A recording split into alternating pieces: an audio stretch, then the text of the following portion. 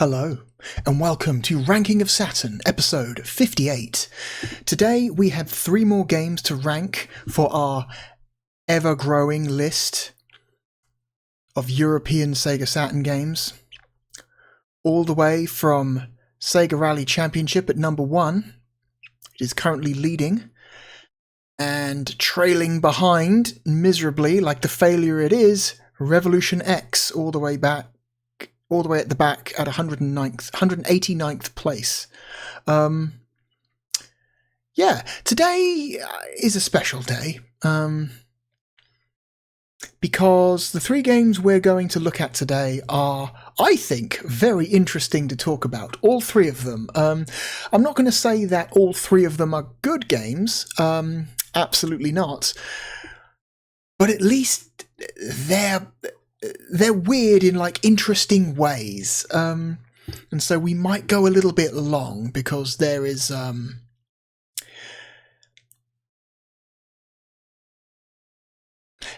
things to talk about. So let me temporarily get rid of the list and introduce the first game. The first game we are going to look at is a little platformer, 2D platformer by Toys for Bob that originally came out for the PlayStation in December 96, but did not make it to the Sega Saturn in Europe until June of 97, so 6 months after the PlayStation original. And this game is... Oh, where are you? There you are. Pandemonium. Pandemonium is one of those games that is probably near and dear to a lot of people, to a lot of people's hearts, especially if those people had PlayStations. Pandemonium is one of those games that was a relatively early-ish PlayStation 1 game. Like, it came out, December 96, so about a year after the PlayStation had launched. So relatively early. And it was one of those games that was really fucking cool at the time because of what it was doing. It wasn't doing anything new. It didn't do any new ideas. But it was probably, up until that point, one of the best examples of that idea that had ever been created. And that idea is the 2D platformer with 3D graphics, most commonly referred to as 2.5D platformers, which I personally think is a dumb name, but I understand why people use it.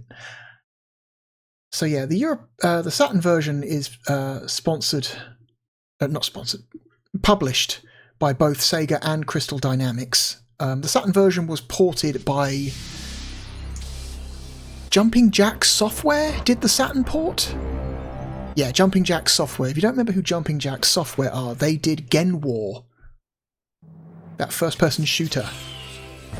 Pretty nasty, huh, Fargus? I'm going to turn the volume up a little bit. Shatner's toupee? What do you think, Sid? Let's see another one, Nikki. Oh, heck, why not? Shurka Chandomal.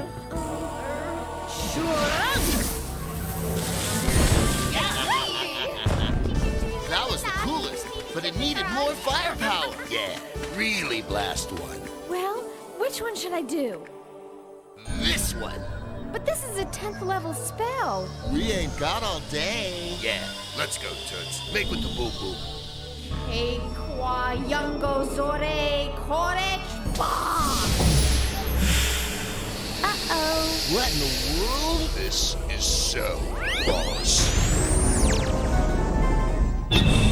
I am Yongo. Yum.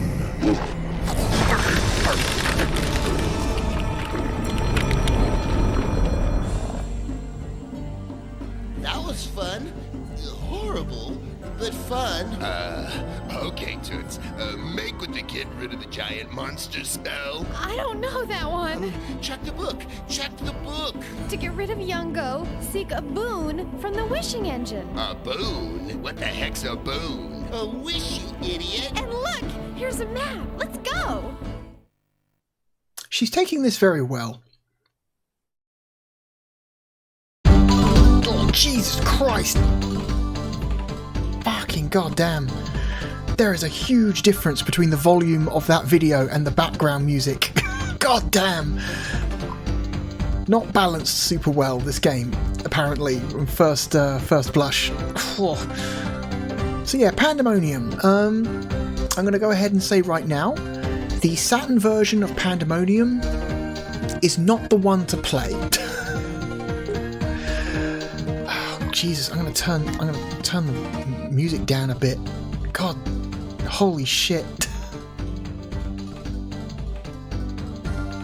That's loud. Okay, it's a 3-button game. Jump, fire, and special.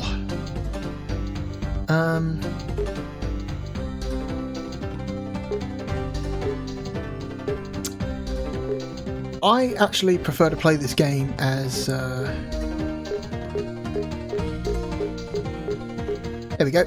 Jump on a fire, which is basically spell. You can equip and use spells as an attack in this game. That's what it means by fire. Jump on A, spells on B, and special on C. That's actually my preferred way to play.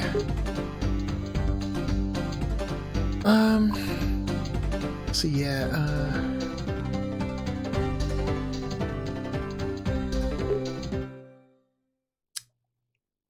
originally developed by Toys for Bob and published by Crystal Dynamics for the PlayStation, joint published by Crystal Dynamics and Sega for the Saturn, and ported to the Saturn by Jumping Jack Software.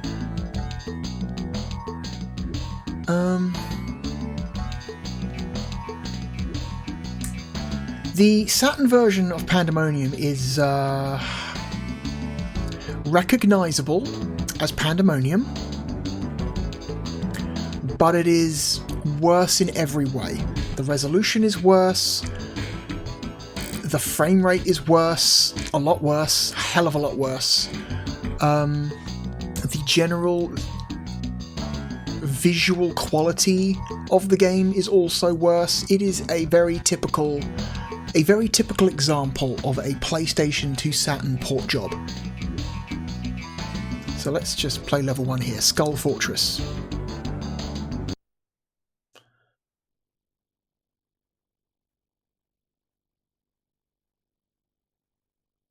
And you will see the reason why Pandemonium was so popular back in the day, because like I said, it wasn't really doing anything new as a platformer. The idea of the 2.5D platformer or a 2D platformer with 3D graphics has been around for a while, you know. I mean, I think like Clockwork Knight predates Pandemonium by half a year, you know. No, by an entire year. Like Clockwork Knight is an entire, you know, predates Pandemonium by an entire year. But Clockwork Knight is a very, very inferior game to Pandemonium, I would say. Even the Saturn version. So back in the day, the PlayStation version just looked fucking awesome. It was very colourful. It was had very like complex, detailed visuals for the time, and it ran well. You know, it was a game that looked as both technically and aesthetically good, and it ran well, and it played fine. It wasn't it's not a great platformer, especially great platformer even in the best of, you know, in the best case scenario, but it's good enough. You know, the gameplay is like good enough because you're to not be like, you know, annoyed by it. So we're playing as Fargus, the jester. Fargus can jump. He doesn't start levels with a spell.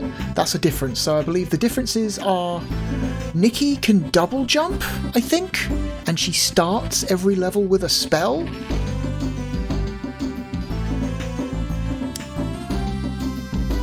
But I want to say Fargus has more health, and he has a standard physical attack where Nikki doesn't have a physical attack. The only way Nikki can hurt enemies is by jumping on their heads or hitting them with spells, whereas Fargus has this additional cartwheel attack. And Fargus can take a hit, an additional hit. Okay. Here's an early game secret. At the start of the first level, you want to run and jump and hit this statue. And that will expose a blue spell. There we go, so we can start the level with a spell. This game makes limited use of transparency, which is interesting.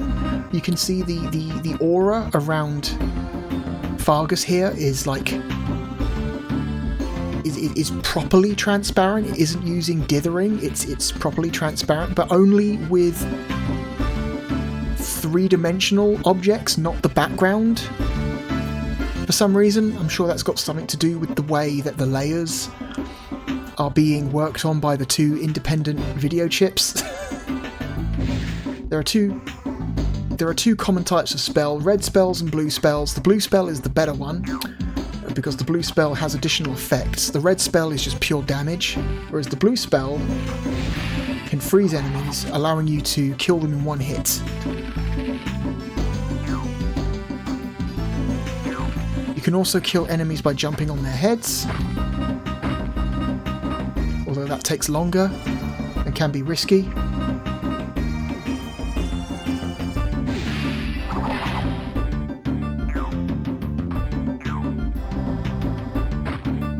There we go.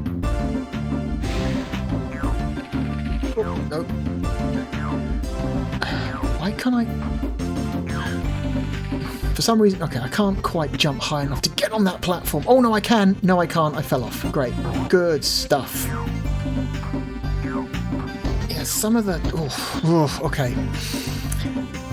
The number one problem with the Saturn version is the performance. This game kind of runs like shit on this platform.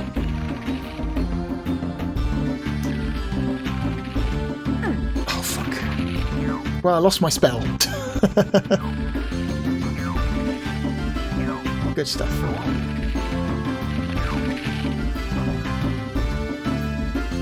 Platforming with Nikki is a little bit easier because she can double jump.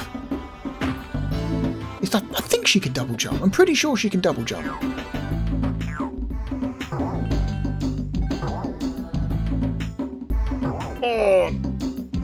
Yeah, this version of this game does not run well, like at all. Off.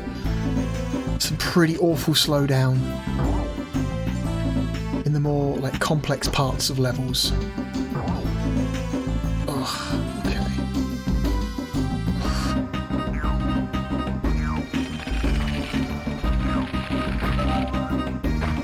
It's okay. We picked up a red spell. So now at least we've got some kind of ranged attack. I like the detail in this level of them using in the background there. You can see there's a hand-drawn piece of art that shows a later portion of the level to show you what's coming up as a way to, you know, because they're not going to be able to render the entire level at once. This game they have to divide the level up into various chunks in order to fit it into RAM. But I like the use of 2D art to stylistically show off later parts of the level, including the platforms, which I just think that's a cool touch.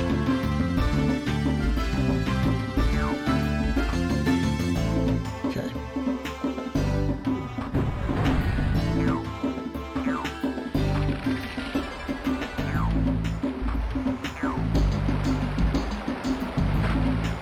Oh my god. Just blast him, it's fine.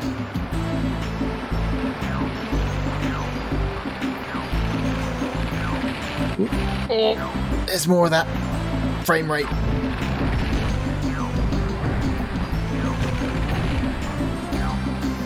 Oh. Slow down. Jesus Christ. Yeah, the PlayStation version does not run like this. The PlayStation version runs much, much, much better than this. PlayStation version is pretty much a locked 30 frames a second. 25 depending on your region. I like the animation he does if you try and stand still on the water. It's a neat little detail there. Right, through the waterfall. Okay, now we're in the part of the level that we saw in the background earlier.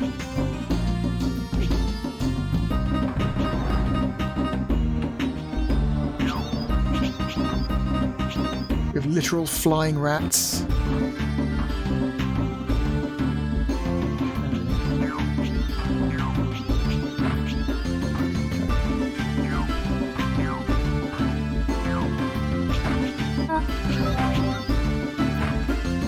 There we go. Pick up some extra gems. Oh my god. Come on.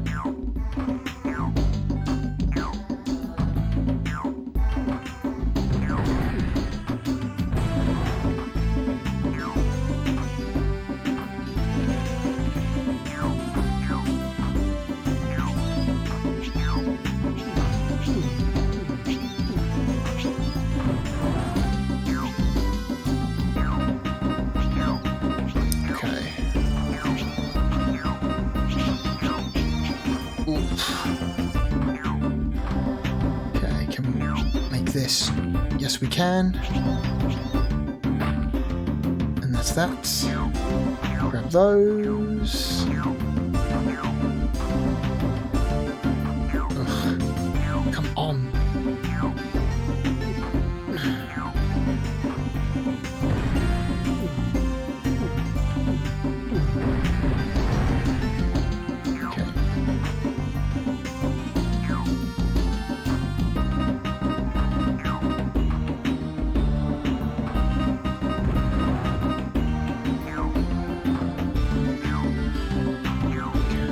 I think we have to fall off here. There we go. Grab the key to extend the bridge, to grab the life extension. Okay. Can we get in the hard way? Yes, we can. Get in the hard way through the nose, through the giant skull on the face of this cliff.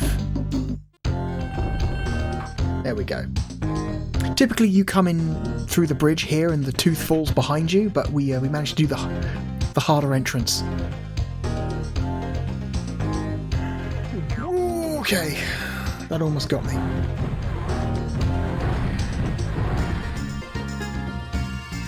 Okay.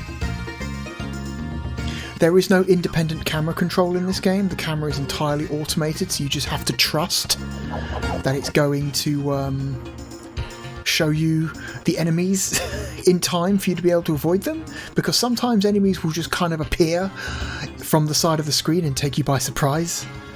I'm going to try and do the bonus route.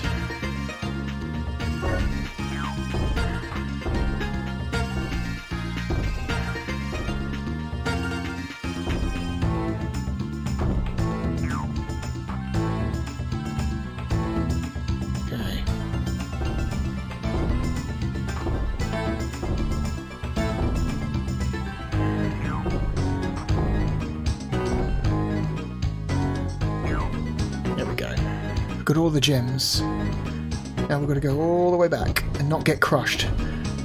Getting hit by a tooth is an instant death, so yeah, crushing is instant kill. Like it is in most platformers.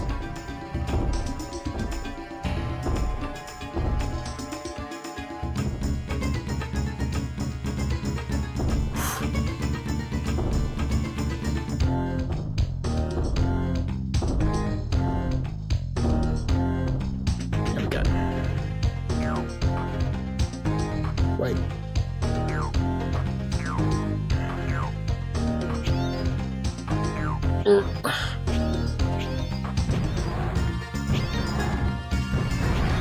There we go.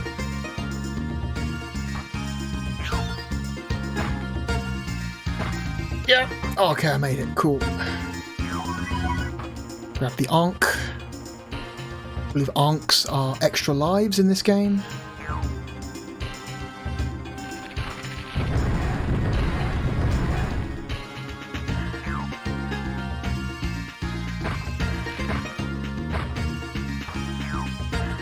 Ooh.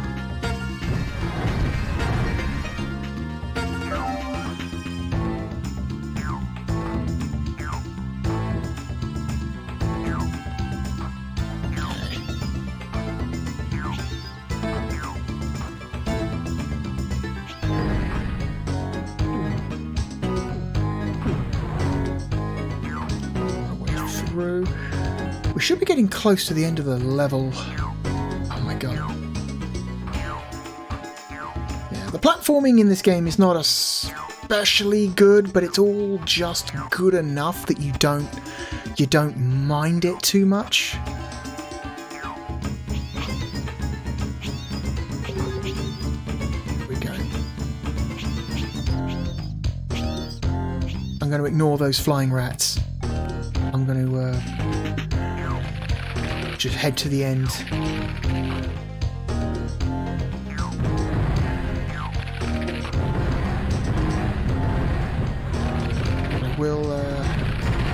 I'll grab the easy stuff.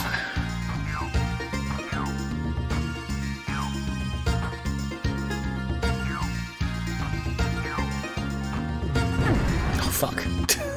You see, like that, sometimes enemies will just suddenly appear off the side of the screen and you've already committed and it's too late. Okay. I've got my health back. Oh, fuck you. That's why I like to inch forward sometimes.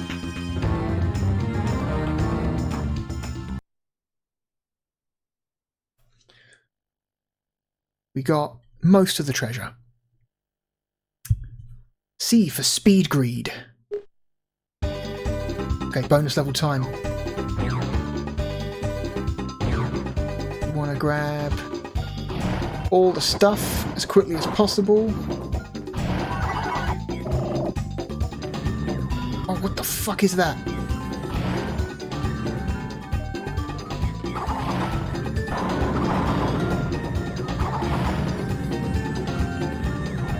Oh, it runs like shit.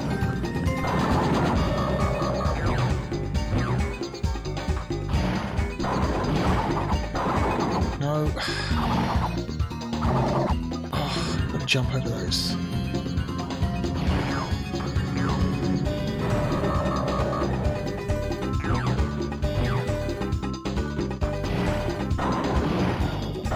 Ugh. I'm terrible at this.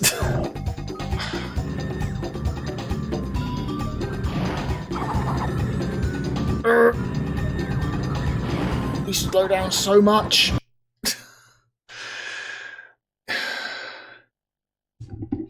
Yeah, I'm not a. I don't really like the bonus levels in this game. They just run so badly, and it's just they rely so much on like memorizing the layout of the level that I just don't care for them. Yeah, this game is entirely password driven, so this game does not save to the internal memory or the save cartridge. You can only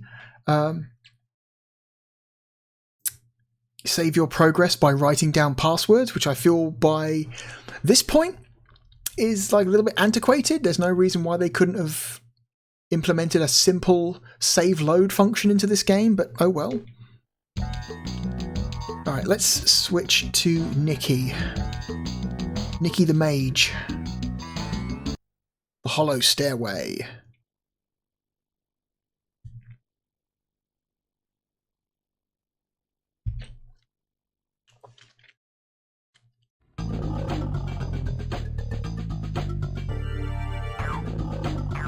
I swear oh yeah, here we go, yeah. So Nikki can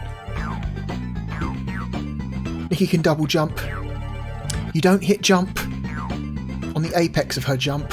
You have to do it just before the apex.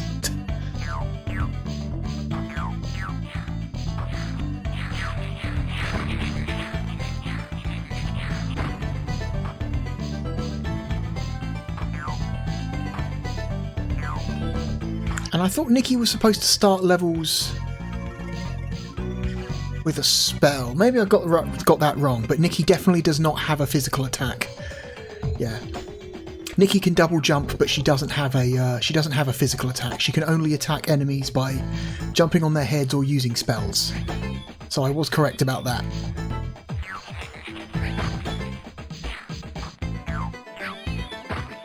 Okay.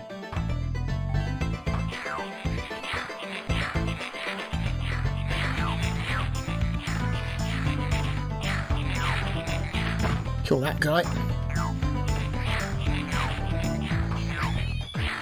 Oh, fuck you!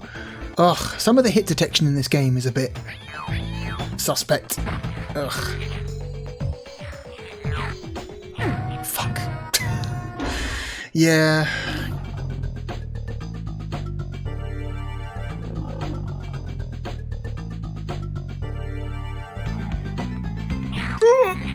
Again. Running full speed when you can't see what's directly ahead of you. Very, very dangerous in this game. Especially now, because I've got some delay, some extra delay I'm having to deal with because of the capture setup, so here we go.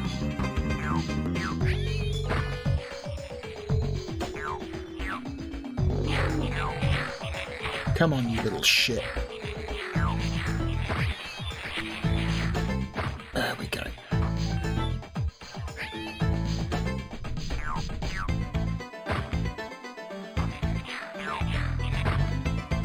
Oh, Jesus Christ. Look at this fresh hell.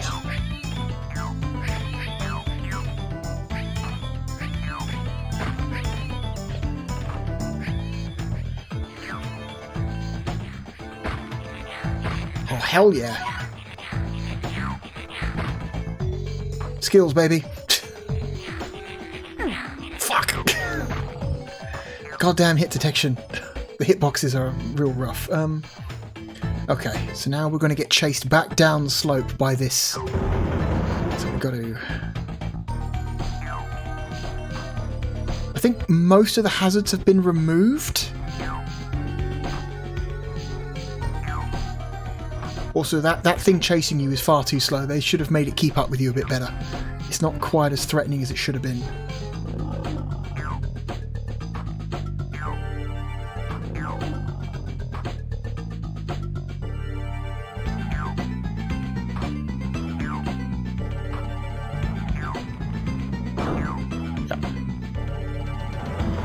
Yeah, it's really far behind you. Okay, now it's a raising platform.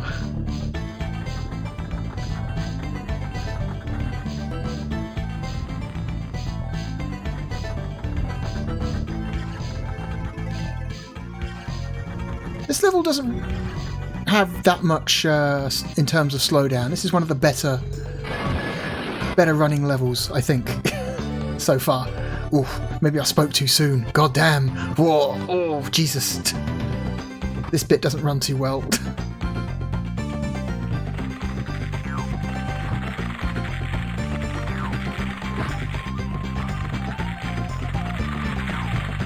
This game's got a pretty good soundtrack. I do like the Pandemonium soundtrack. Again, like really nicely, like well drawn, like hand-drawn background art. I do like that. This game, like, this game was kind of like nice to look at back in the day. You look at it now and it's like, ooh, it's kind of a grungy looking, like mid-90s 3D, like 2D, 3D platformer.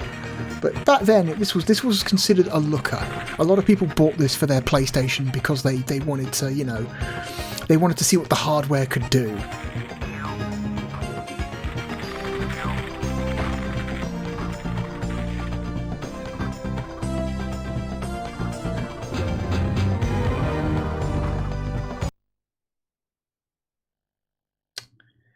%. There's a free password there. Okay. Dungeon Tower. Shall we switch back to Fargus? No, let's keep Nikki for now. That double jump is way too useful. That double jump is incredibly useful. For helping get where you need to get.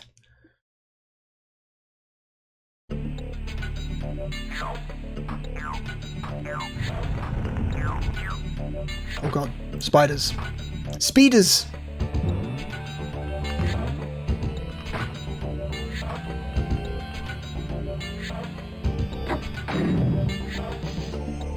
Inching forwards. There it is, okay.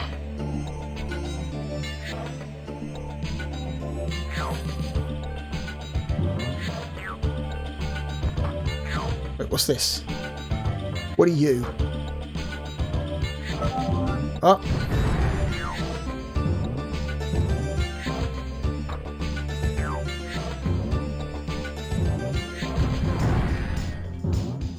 Oh god.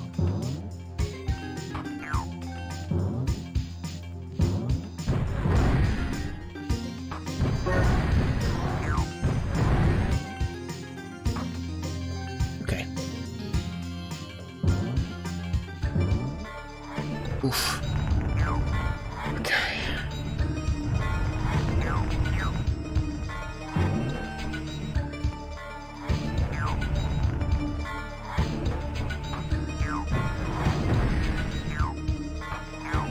I'm not too bothered about getting the treasure. I think if you manage to get 100% treasure, you do get an extra life.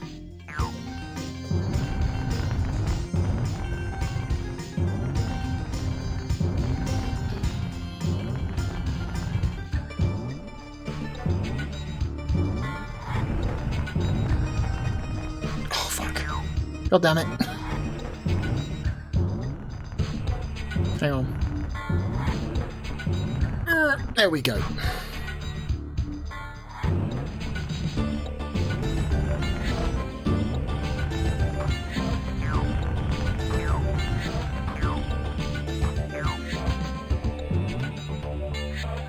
I don't need that health down there.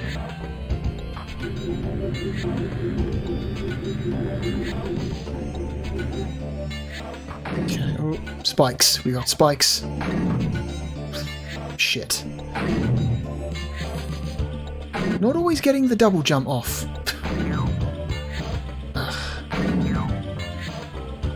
The slowdown is causing problems with my timing of the button presses. No! Fuck. There it is. I saw the fireball, but I'd already committed and it was too late.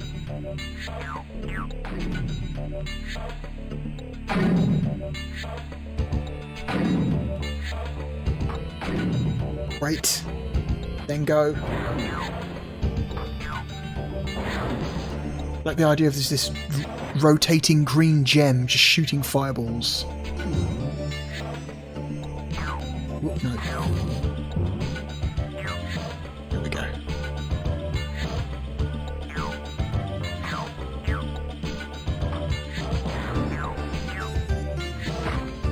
Get fucked.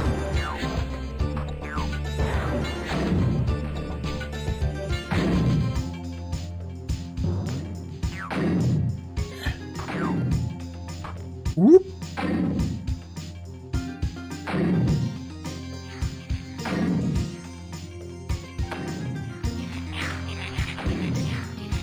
What's coming? Is there an enemy down there? There is. Okay. Just a little bit of movement on the camera with the shoulder buttons would have been nice, just to, you know, tilt the camera ever so slightly in one direction or another would have been a nice touch.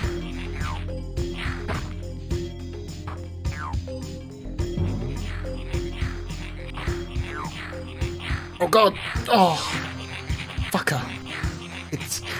That slowdown is really affecting my ability to time shit. Okay. No! Oh my god.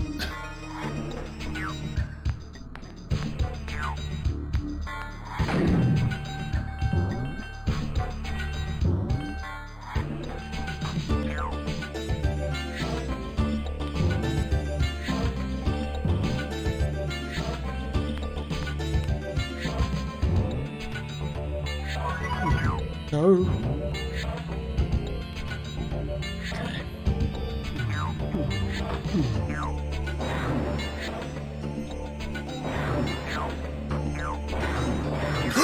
Fuck! That's rude. Okay. No, you don't.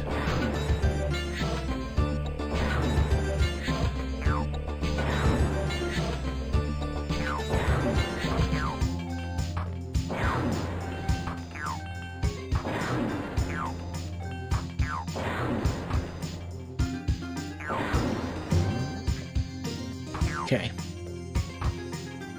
Inching forwards in case there's an enemy there. There is no enemy there. Good. Oh. Did you see that? We switched over to a new chunk of level almost seamlessly. Almost seamlessly. Unfortunately, the shading on the level assets is not quite the same as it was in the previous chunk.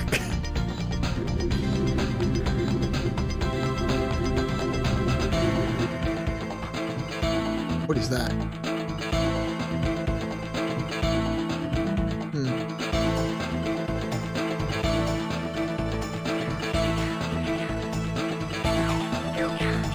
Oh god! Yeah, the frame rate suddenly getting better mid-jump really fucks with your ability to time stuff.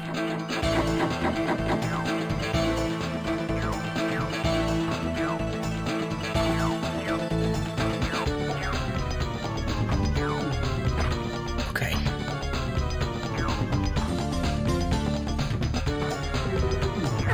Fuck. It did it again.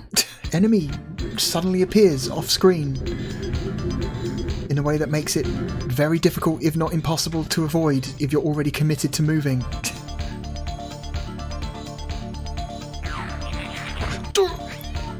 Okay.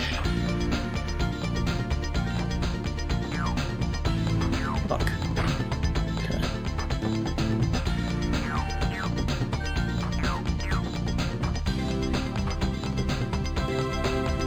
Where are you? Where are you, fucker? There.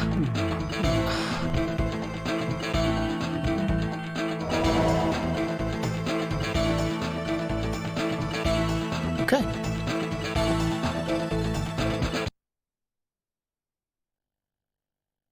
Not very much treasure. Less than half.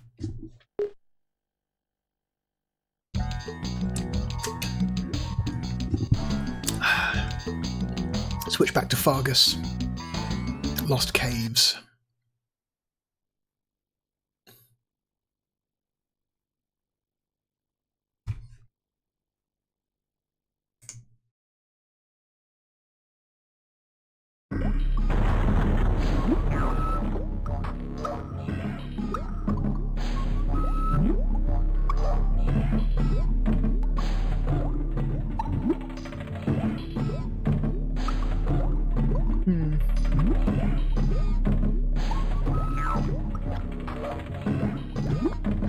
Is that an enemy, or is that something you can jump on? I'm going to guess it's not something you can jump on.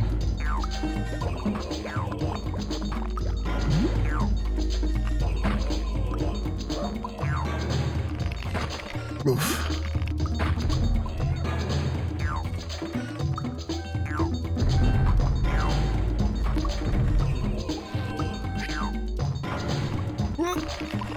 Okay.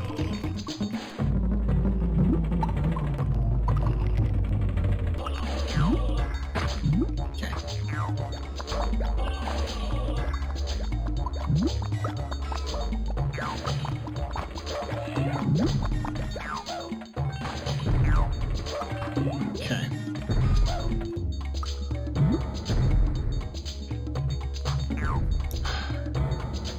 What the fuck are you?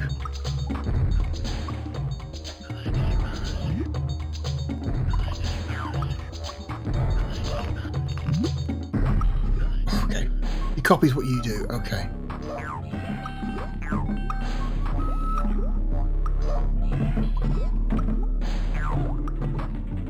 go.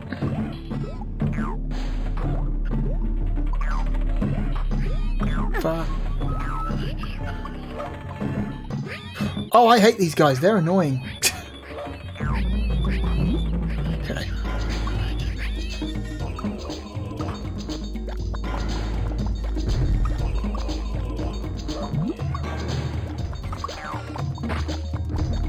You can jump on them. Fuck. Oh dear. Let's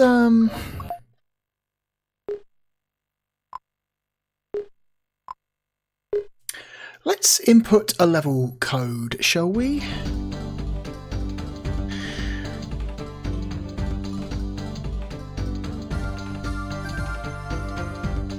So we go password and we type in born free.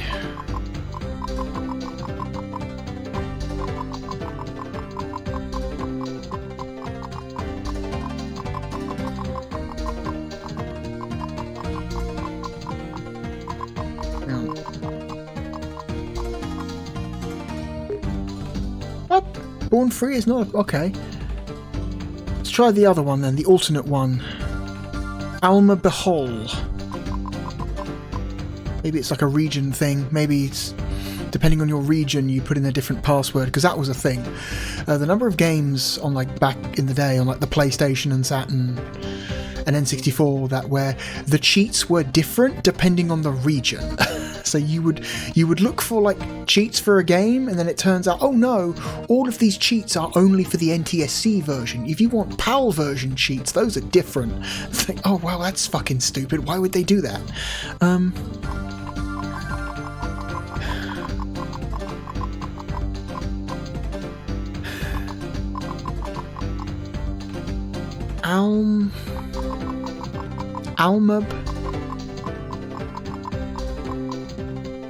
Alma Behol.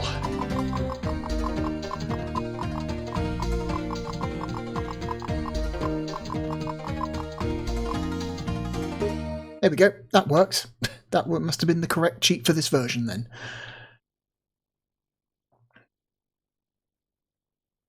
And that should unlock all the levels.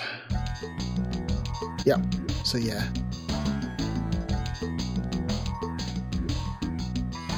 Oof, frame rate gets real bad on the level select screen as well.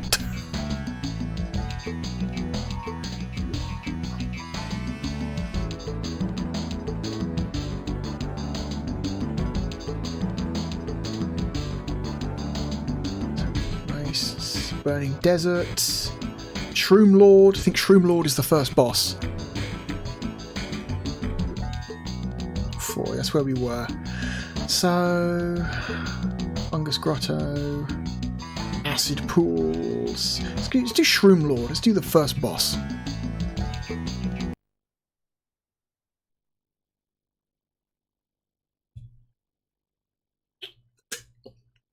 I think with Shroom Lord, you've got to make use of catapults. You've got to run around him and then dodge the rocks he's causing to fall, and then hit catapults that are positioned around the boss arena, and once you hit all 3 catapults, he's dead.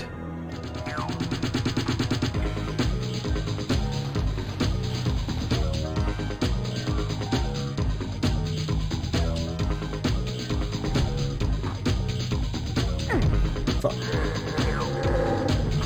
Like we've got 7 hit points.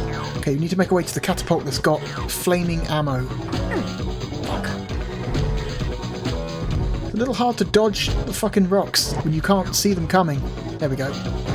There's one. Fuck.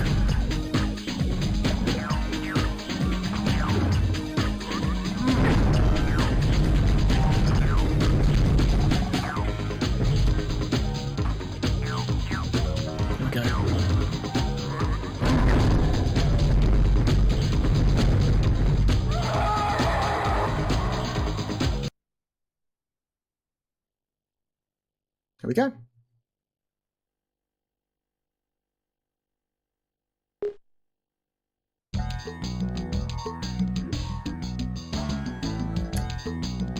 I remember finishing this game on PlayStation. The final boss to this game is actually not hard, it's just kind of requires you to, like, remember what to do.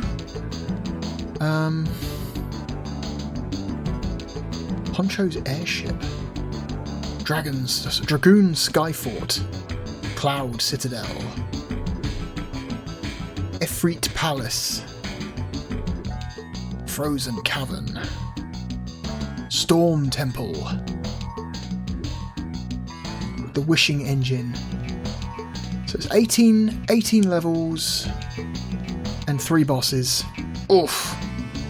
It's a real bad performance there, holy shit. Let's have a quick go at the final boss, see if I can remember what to do. Probably won't remember.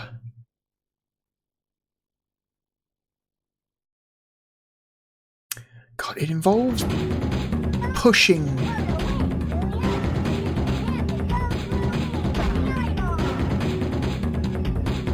Okay.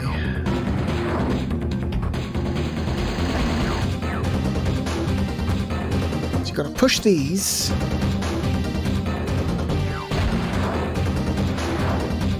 And that.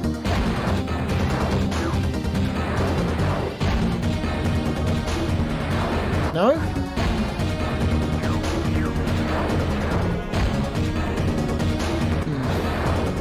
Hang on.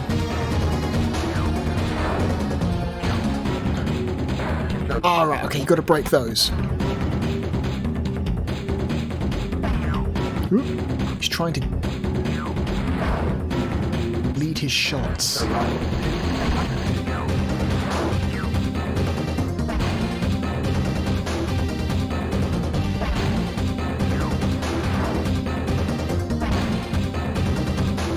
Luckily, this guy's not a very good shot.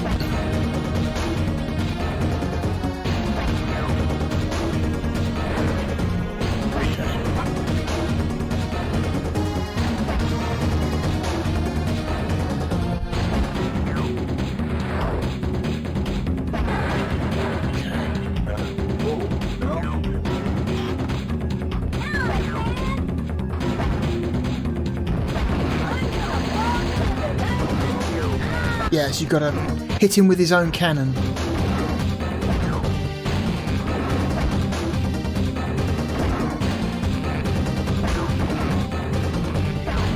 Oh god.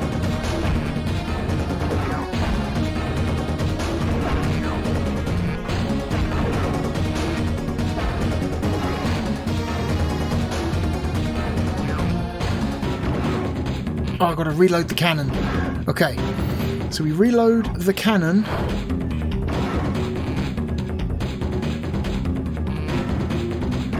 Shit.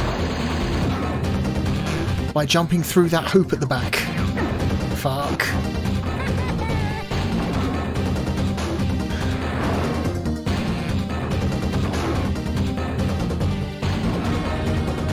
No. He's faster than you. Okay. He can walk over you. Okay, good.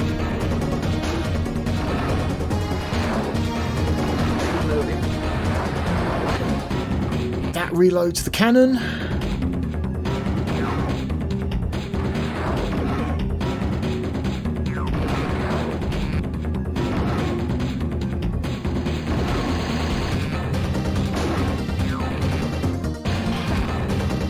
That resumes firing.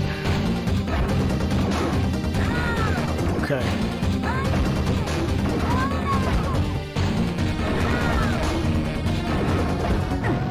Ah, shit. And then he starts shooting the fireballs at different levels and you have to keep dodging them. Okay, I got reasonably good at beating this guy when I was younger on PlayStation, because I played this final boss a lot and I got good enough where I could beat him without taking a hit. It's been a few years, so, you know. Also, this version doesn't run very well, so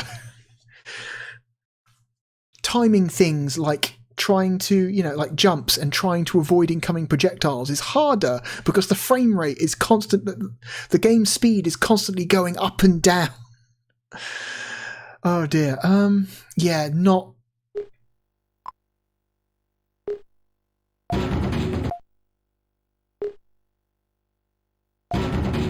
Can we quit back to the level select screen?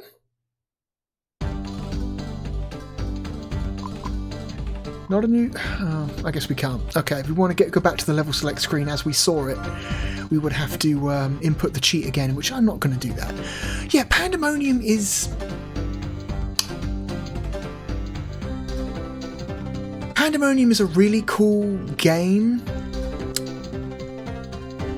with the correct context and on specific platforms. The PlayStation version is the one to play. It was never considered a great platformer. Just a moderately decent platformer with like what were considered at the time very good graphics for the era. The Saturn version is not the one to play. It doesn't look as good. It doesn't run as good. It's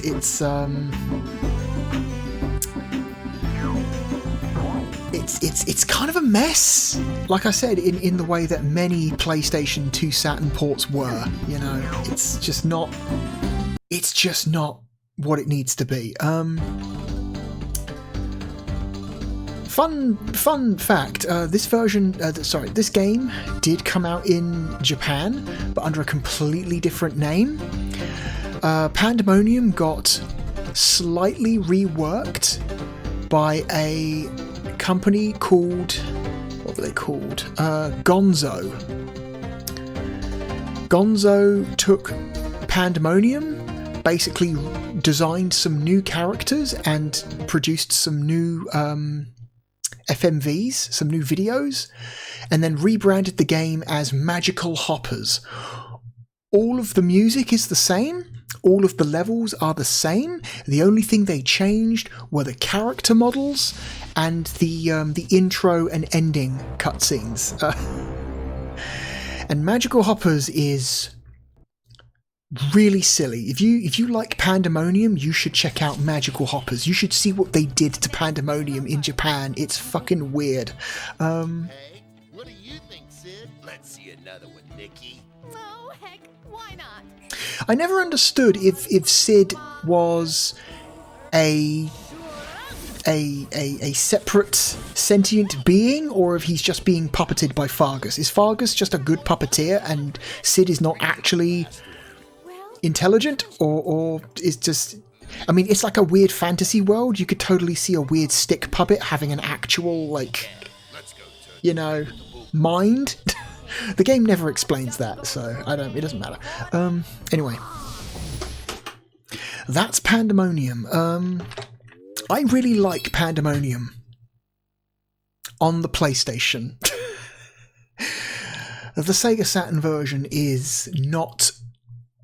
it's just not the one to play. It's just not the one to play.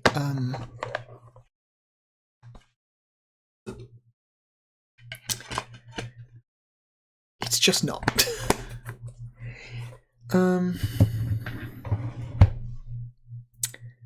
Anyway, where are we going to stick Pandemonium, the Saturn version of Pandemonium?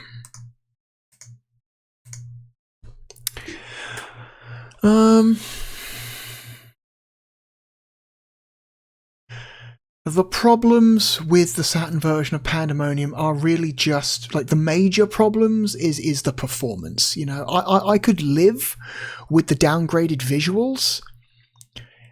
The thing that really sticks, though, is the terrible performance, the really bad slowdown, pretty much throughout most of the game.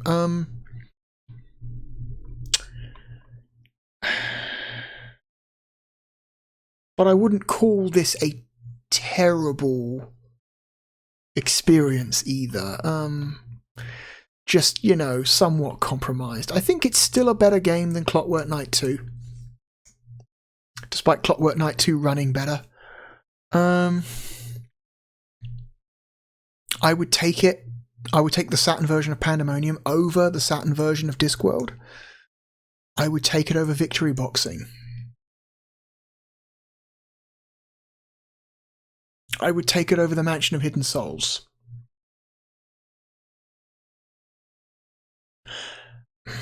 I would take it over FIFA Soccer 96.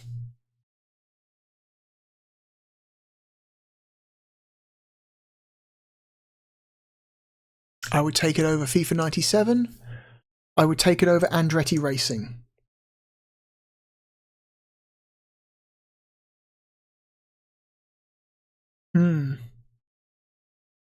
Okay, we're getting into the area now. Let's come from the other direction. Ultimate Mortal Kombat 3 is a better game on the Saturn. If this was the PlayStation, I would take Pandemonium over UMK3, but on the Saturn, Pandemonium is worse.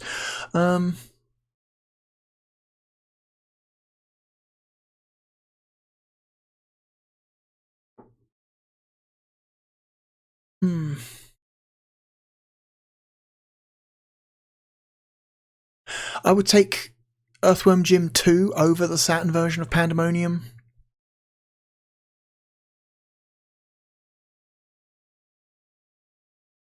I would take Street Fighter the movie over the Saturn version of Pandemonium.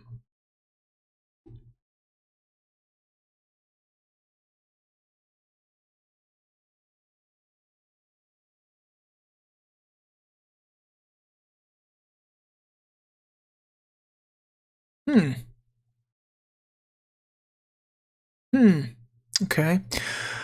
I would take Pandemonium over Mr. Bones. I'm sorry, Mr. Bones. I'm sorry, but your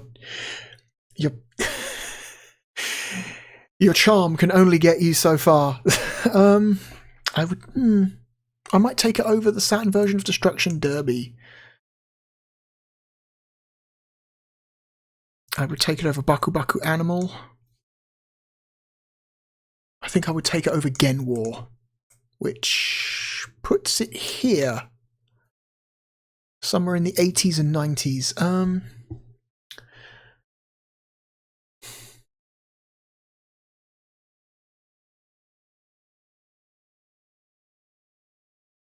I think it's better than Highway 2000. I would take it over Hang On GP96. It's better than Cyber Speedway. It's better than Sea Bass Fishing.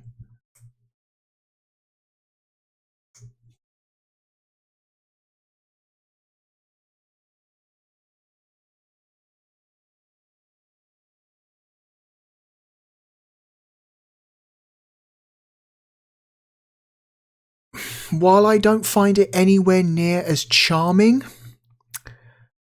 I do think it is overall a better game than Gekimugen Tan Toriko.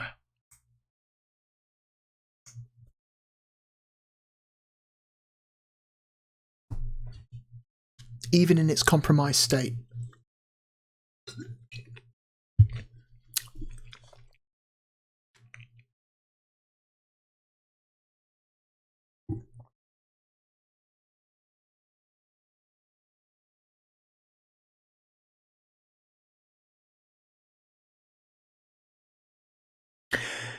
I would personally take Pandemonium over Road and Track Presents The Need for Speed.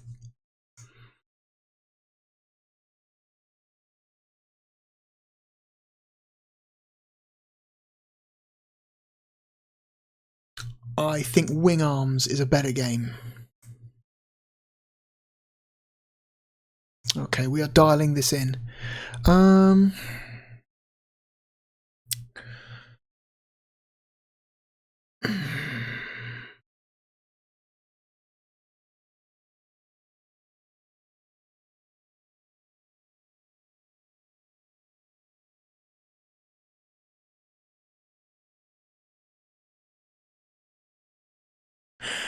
I like Saturn Pandemonium more than I like Battle Arena to Shinden Ura. I like Pandemonium better than I like Hexen.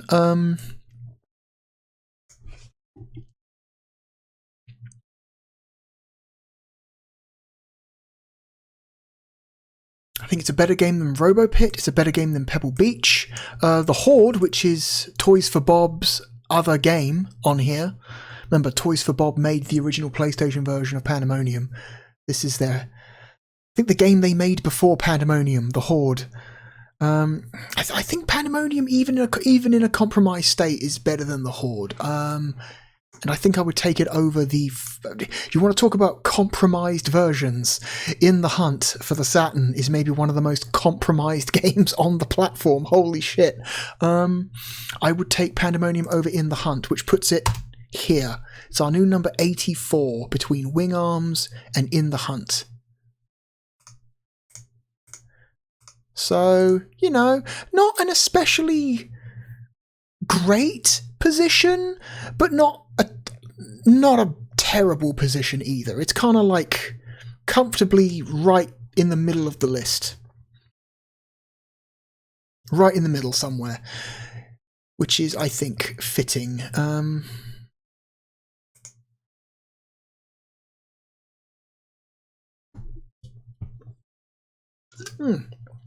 Congratulations, Pandemonium. Alright. On to our next game. So our next game is special. Our next game is the follow-up to Fighting Vipers, if you remember Fighting Vipers. Fighting Vipers was the really weird and interesting 3D fighting game from Sega. That was, I think I described it as Virtua Fighter's idiot cousin. Which I think is still a pretty accurate description of the game and how it plays. I think Fighting Vipers 1 is a pretty great fighting game, even if it is a little bit like imprecise at times. So the game we're going to look at next is the follow-up to Fighting Vipers. It is... Think of it as the closest Sega ever got to its own Smash Brothers. And that game, of course, that I'm talking about is Fighters Megamix. Fighters Megamix is a pretty cool game, I think. Let me get rid of the list and bring up the capture view. Fighters Megamix is, basically, what if we took Fighting Vipers and then added a whole shitload of extra characters, including the entire Virtua Fighter cast?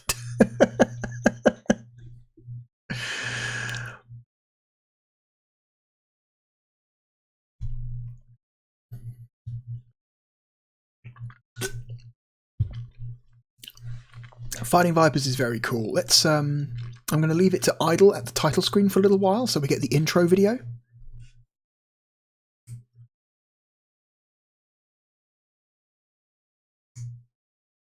The Duck Corporation.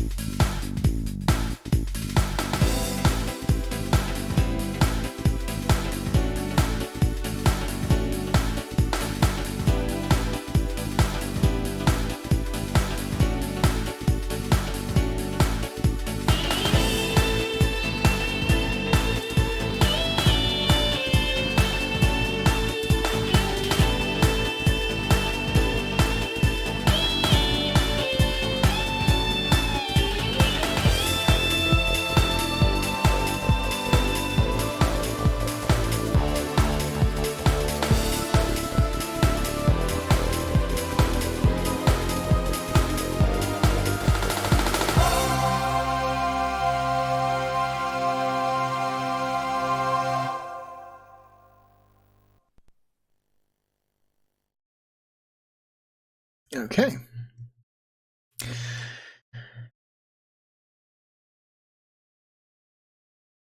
So this was developed for Saturn only. There was no arcade version of this game. This is a Sega Saturn exclusive. And it was made for the Saturn by AM2. All the menus in this game are displayed in high-res interlace mode. Let's see, audio, stereo, key config. This game is weird. It's a bizarre mishmash of mechanics from across 3 games. It's a combination of Fighting Vipers, obviously, Virtua Fighter 2 and Virtua Fighter 3, because Virtua Fighter 3 was out in arcades at this point. So there are some mechanics that were introduced in Virtua Fighter 3 that were incorporated into this game, and there are specifically one character who is basically almost entirely just a reskin of a Virtua Fighter 3 original character. We will talk about her in a bit. Let's see. Okay. Standard Virtua Fighter / Fighting Vipers controls for the controller. Standard 3-button Sega fighting game system. Guard, punch, kick. You can press X, Y, and Z for auto combinations. So game type, you'll see you can switch between Fighting Vipers and Virtua Fighter. All this does is change whether or not there's a cage around you when you fight, because Fighting Vipers, you have a cage, and the cage is a big part of how the fight works. If you set it to Virtua Fighter mode, the battle takes place on an infinite plane and there's no cage. I wouldn't call it actual Virtua Fighter, because in Virtua Fighter there are ring outs. There are no ring outs in Fighters Megamix because the game takes place on an infinite plane, so it's not like there's a platform for you to knock guys off of. There's just nothing for, there's no cage to get knocked into or smashed through like in Fighting Vipers. Let's set it to Fighting Vipers for now. Ooh, sound test.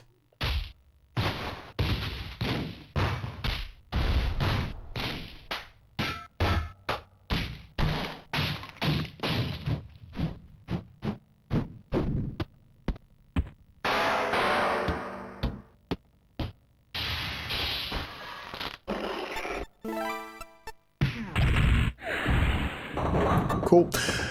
Voice test. Fight!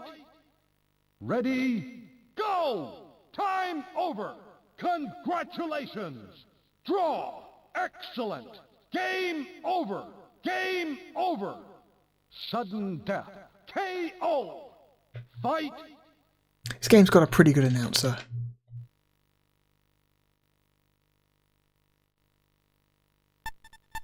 You can switch characters with the L and R buttons.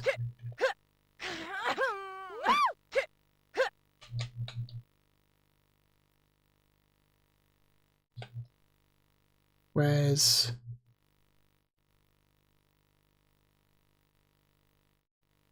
spoiling some characters for you here, but that's fine. There she is. Better run home to Mama now. Pretty sure the voice lines for the Virtua Fighter characters are just pulled directly from the Saturn version of Virtua Fighter 2. They didn't re-record the lines, they didn't record different lines, they didn't try and use higher bitrate versions of those voice lines, because the voice lines from the Saturn version of Virtua Fighter 2 are really low quality. Better run home to Mama now. Yeah, they sound pretty shitty. They didn't redo them for this. Yahoo! Yahoo! Even good guys blow it. Yeah.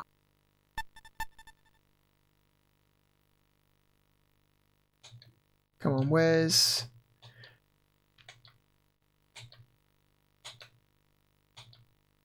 Where are you? Where are you? There you are. おりゃおりゃ Give me a Junen Hyandayo. おっしゃおらおらおらもっと強いやつと戦いたい10年早いんだよ There it is. 10年早いんだよ There we go. And then you have extra options, which is like stuff you can unlock by beating the game a bunch of times. I've got a few endings, some artwork I've kept. You can have the ability to turn off background music. I don't know why you would do that. That's a weird option. Anyway, let's go to training mode. So here's your character roster. This game's got a pretty big roster for the time, for the era, you know? 3, 4, 5, 6, 7, 8. So 16. It's got 32 characters. 32 characters is a lot of characters for like a fighting game from like the 90s.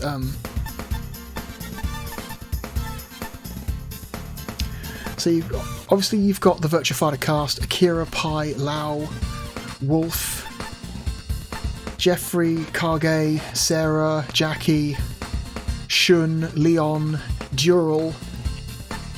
You got the Fighting Vipers cast: Grace, Barn, Raxel, Tokyo, Picky, Candy, Jane, Sandman, Kuma-chan, who was an unlockable character in that game. 2 versions of Mauler, which is interesting. BM and just Mauler. I think BM stands for Bad Mauler, because I think this regular version of Mauler is when he's not evil. I think when Mauler is wearing the snake armor, he's evil, but when he's not wearing the snake armor, he's not a bad guy. It's very strange. I don't quite understand. It's weird. And then you have this additional character, Uraban. Uraban is basically Barn but evil. It's very weird. You've got like a good guy version of Mauler and a bad guy version of Barn. I think it's kind of like an evil Ryu situation, whereas like here's this main character of this franchise, but what if he was a bad guy? And that's what Uraban is. Then you have the guest characters, which are probably the most interesting part of this character list. So you've got Akira and Sarah from Virtua Fighter Kids, including their move lists, you know. You have Bean and Bark from Sonic the Fighters, which is an interesting choice. At one point, Sega was planning to port Sonic the Fighters to the Saturn, but then I think they kind of decided not to at some point.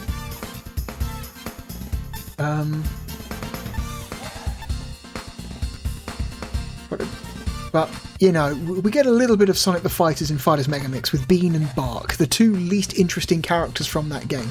It's weird why they chose these 2 characters and not, say, Sonic and Tails, or Sonic and Knuckles, or Sonic and Amy, or literally any other 2 characters other than Bean and Bark, but fuck it, okay, whatever. You have Sibba, who is a character who was planned for but cut from the original Virtua Fighter. Sibba is a Middle Eastern man who wields a sword.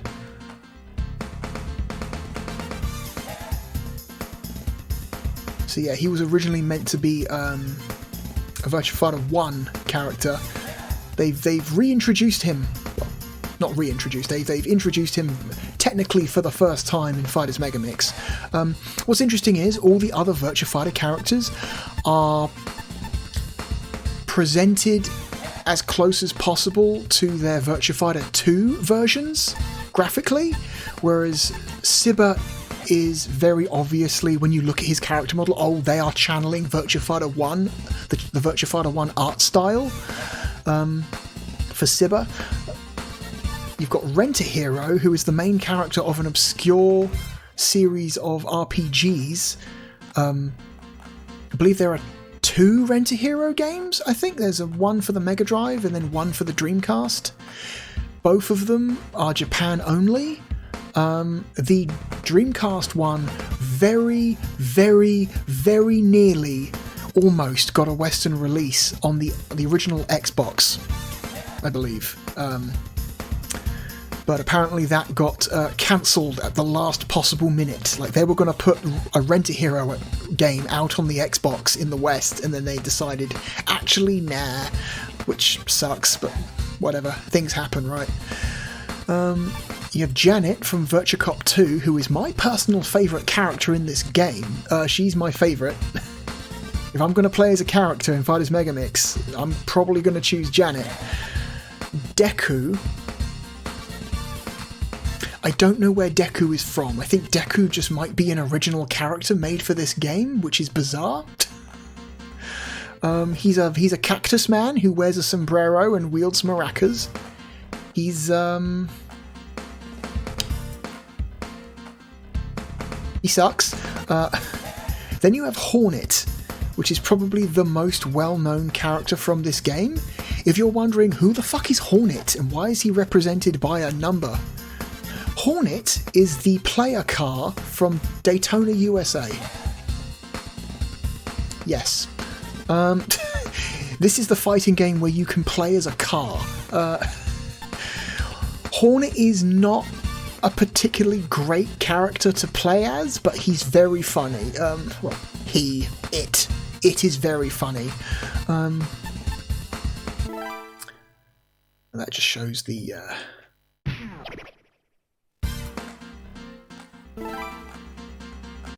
Let's play as Janet.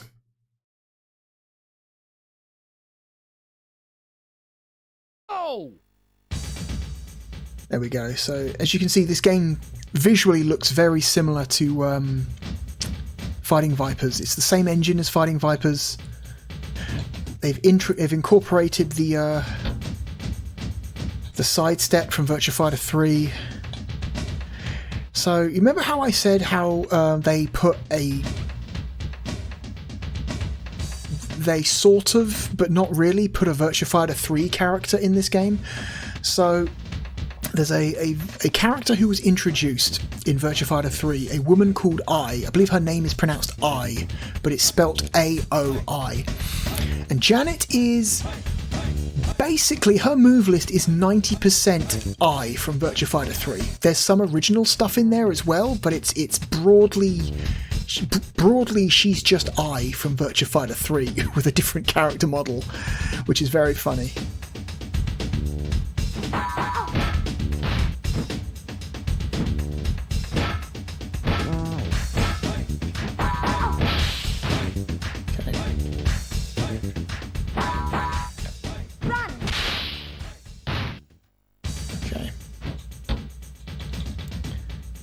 So let's look at some moves here.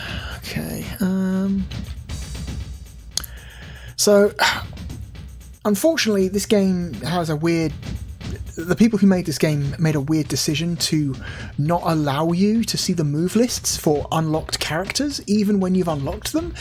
If I was playing as one of the characters the game starts with, one of the Virtua Fighter or Fighting Vipers cast, you would just be able to see their entire move list right now, but because I'm playing as an unlocked character, the game doesn't let you see their move list, which I think is a really weird decision. I just want to see the person's move list. And so the only way to really learn an unlocked character in this game is to spend a lot of time practicing and trying to figure out what their moves are by sheer random testing.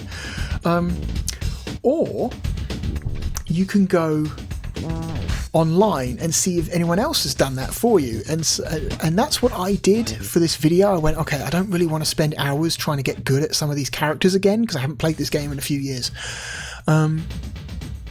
So I'm just going to go and see if anyone's done the hard work and written down the move lists for certain games online. And yes, would you believe it?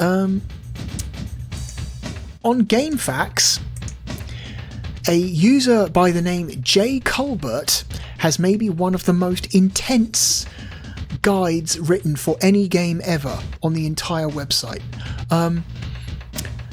If you go to the Fighters Megamix section of GameFAQs and you look in guides, there's a move list and guide by J. Colbert, version 1, so he never updated it.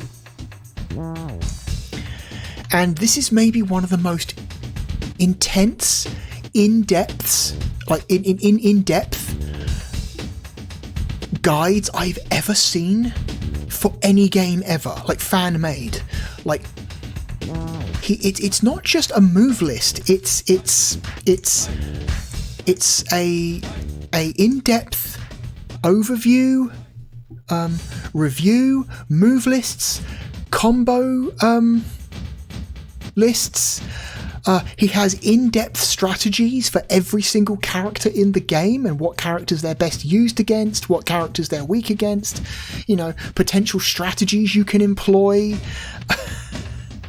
It is intense. It is a gigantic text file. It is a 400... Hang on.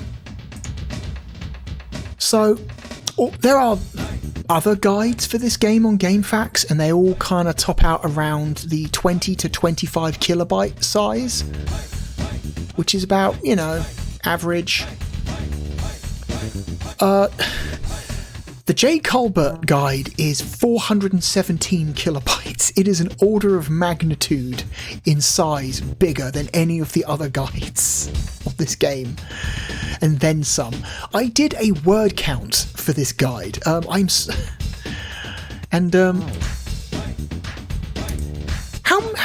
do you think the average word count for an let's be generous and say an in-depth fan-made guide for a game on GameFAQs is? I'd probably say somewhere between 5,000 to 10,000 words. It also depends on the genre of game, right? You know, certain types of game are going to demand larger, more in-depth guides, you know.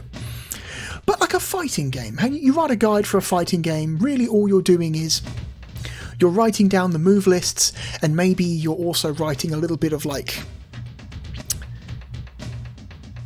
strategy for every character, you know, like, oh, if you're playing as this character, try using this strategy, you know, try using the combination of these moves for these characters, you know, like, oh, this character is more effective against these characters and less effective against these characters, and stuff like that. But the Fighting Vipers guide for that I've come across is gigantic. It is, like I said, the average guide for most games is going to be between 5,000 to 10,000 words. I did a word count for this Fighting Vipers guide, and steel yourself, it is almost 60,000 words. 60. 60. That's a book. That's a book. Motherfucker wrote a book about this game and put it up on an in-depth book about this game, everything about this game, and put it up on GameFAQs for free in what I'm going to assume is the late 90s, because he starts off talking about how the reason why it's formatted the way it is because he wrote it in an MS-DOS text editor. So he wrote this in MS-DOS before posting it to GameFAQs. So this is a very old guide, almost as old as the site itself.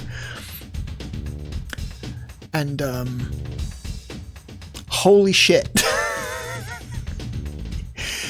60,000 words is too much to write about a guide for a fighting game. I mean, I'm very grateful. He goes into incredible depth about every single character. And he even admits as to not being a huge fan of the Fighting Vipers characters, so he got some guest writers in to help him pad out the Fighting Vipers section of the guide, because he was just not that very good at using those characters. Man, people are awesome sometimes. And so this is the guide I've been using, and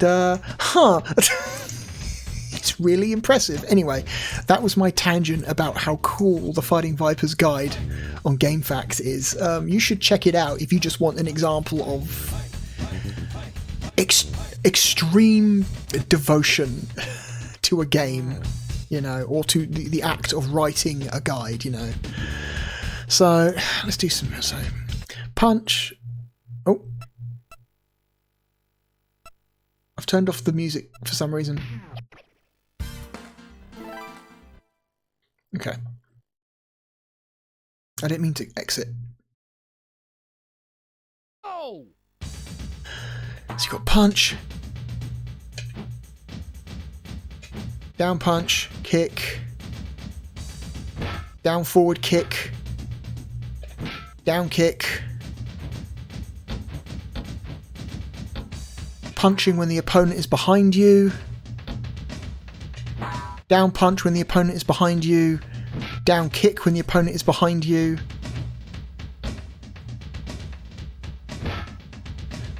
kick when the opponent is behind you, down forward punch is an uppercut. That's cool. Got to remember that one.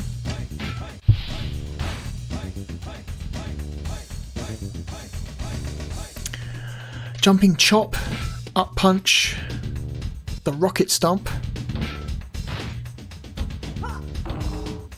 which is the standard Virtua Fighter style ground attack. Ankle kick, down back kick. And then you have the double stop, which is down plus down punch. Which is that. It's a weird move. Sweep, down plus kick plus guard. That's a cool move. That's a really good sweep. Holy shit. Remember that one.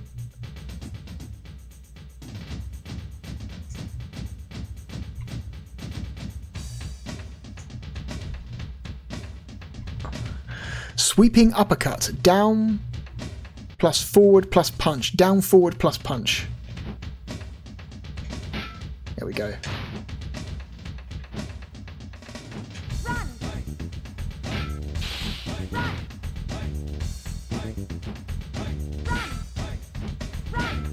we go. Elbow, forward plus punch. Elbow spinning strike, forward plus punch plus punch. Okay. Phoenix chop, down forward punch kick. Okay, you don't hold down forward, you have to press down forward at the same time. Okay. It's not that interesting, let's get rid of that one.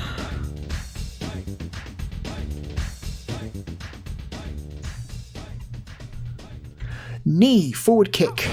There we go, that's a good one. That's a good move. Press kick twice for a... is that a scissor kick or a snap kick? I forget. Whatever it is, it's cool. The punch kick, it's all in the mind.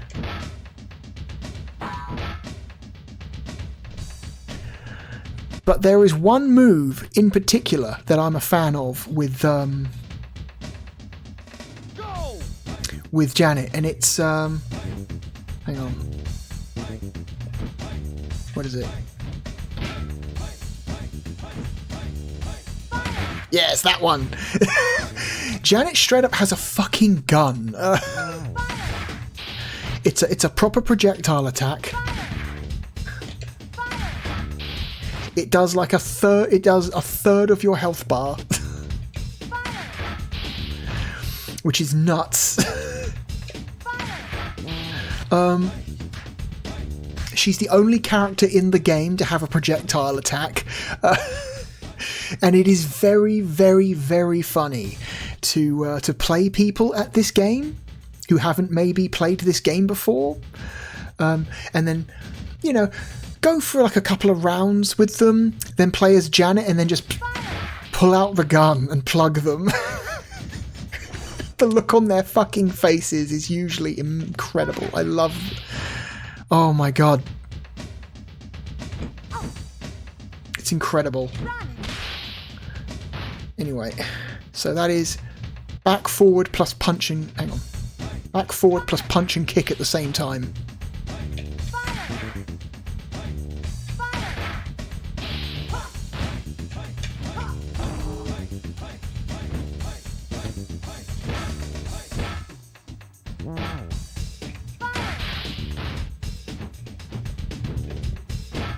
Okay. Alright, let's leave practice.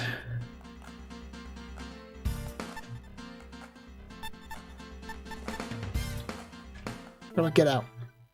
I want to get out. How do I get out?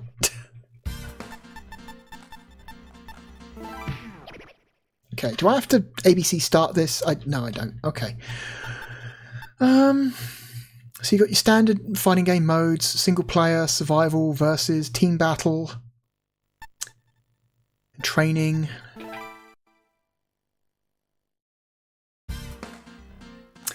You know what? Let's play as Janet. Why not? And so you have these different courses. And each course has a different selection of characters. You've got the Novice Trial, the Virtua Fighter, where you play against all the Virtua Fighter characters. Vipers, where you play against all the Fighting Vipers characters. Girls only. Muscle guys only. Smart guys only. Dirty fighters. Boss characters only. I don't know, I think they kind of... boss characters, really? Like, I guess technically Janet, Rent-A-Hero, Kids Akira and Siba are bosses in this game, so that's why they're in the boss character course. And then Secrets, which is just the guest characters. Except for Candy, who is... for some reason in the secret character, in the secrets in the secrets course. For some reason they put her in there, don't know why, unless it's a different version of Candy. Maybe Candy's got like a secret like outfit that you don't typically see, and that's the... I don't know, I don't remember, it's been a very long time. I'm very lucky I had this save file still on my cartridge. Or on my Saturn, I don't remember where it is, but I'm lucky I still have this save file. Let's do this.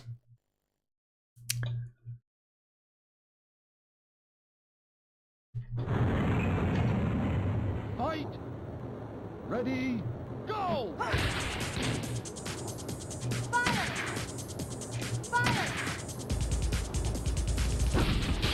Fuck.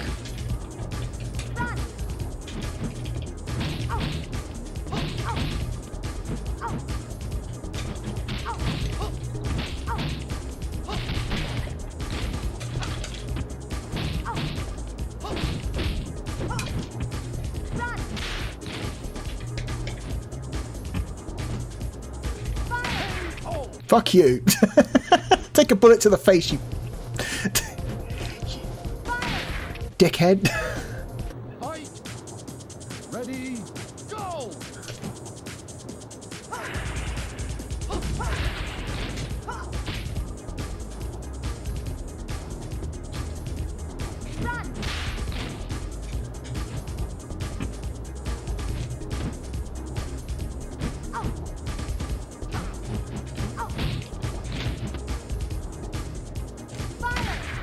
Okay, you can duck the bullet.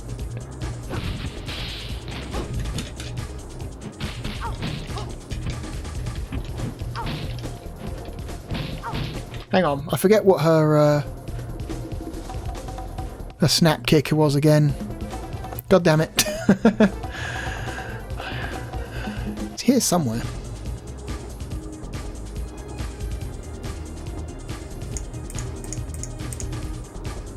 Okay, forward kick.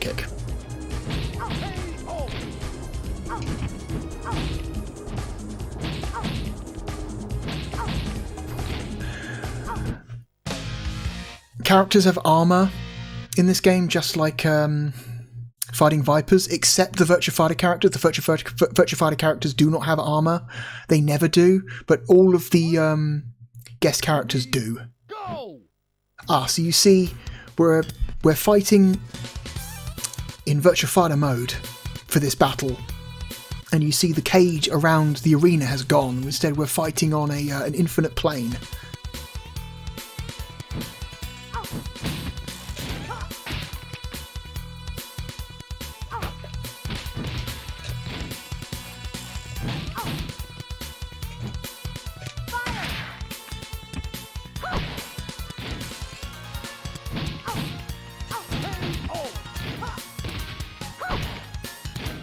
This game feels really good to play. Like, it feels like fighting Vipers, but it's just so much more content.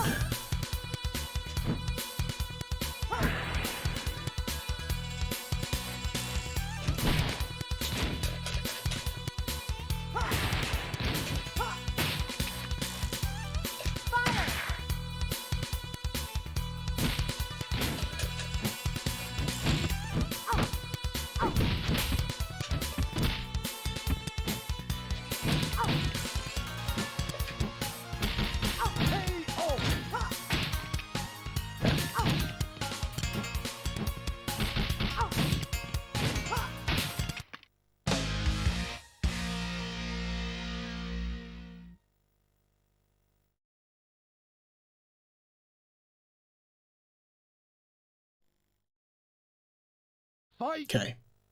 Ready, go!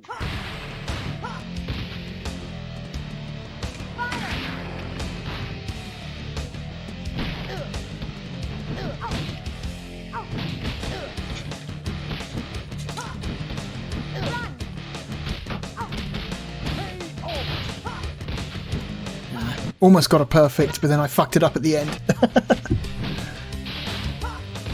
Fight. Ready, go!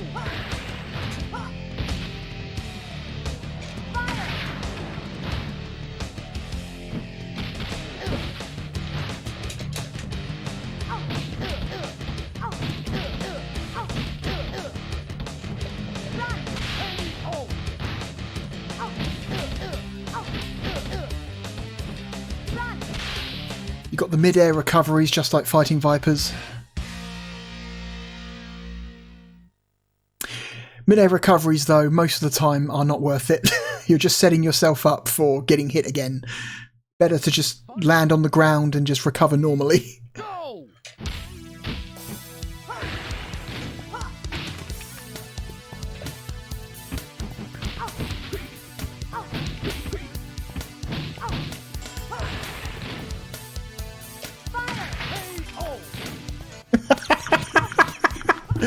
The gun is so fucked up.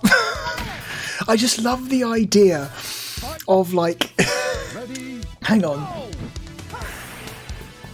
I love the idea of you have this very, like, you know, in-depth, like hand-to-hand fighting game. You know, where it's all just punches, kicks and grabs. Except for one character who can at any time just pull out a fucking gun and blast someone. It's so fucking cool. And it's such an insane thing, you know. It's almost broken. If it wasn't for the fact that that attack has a pretty long wind up on it, like you've got the animation of her grabbing her gun, pointing and shooting, plus, you know, you can duck it and sidestep it, like... It's not quite, but almost broken. As long as you know it exists, and you know the limitations, I think it's relatively easy to avoid, but fuck, man, it is... The number of people who have yelled bullshit at me when I've pulled that on them is very high over the years.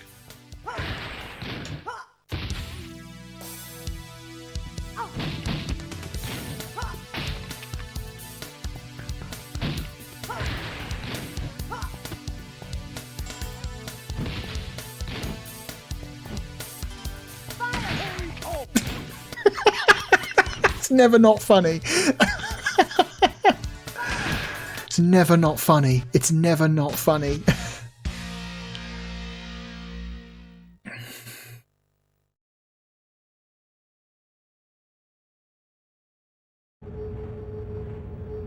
Fight. Ready, go! Uh-oh.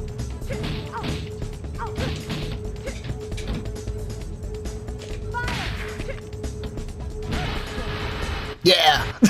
Yeah! It's still cool. Fight! Ready, go! She downloaded my attack. She understood. She blocked the first one.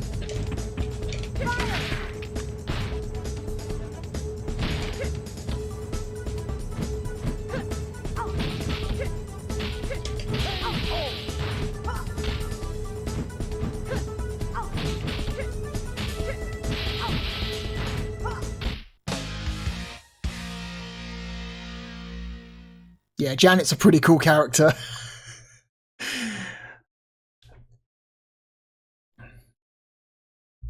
Fight!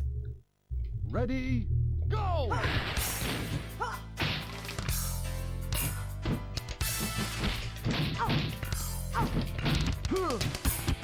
Okay, so the Virtua Fighter characters can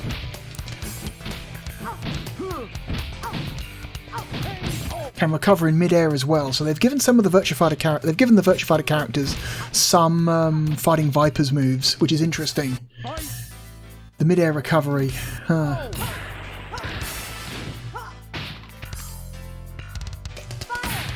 Fuck you, Leon.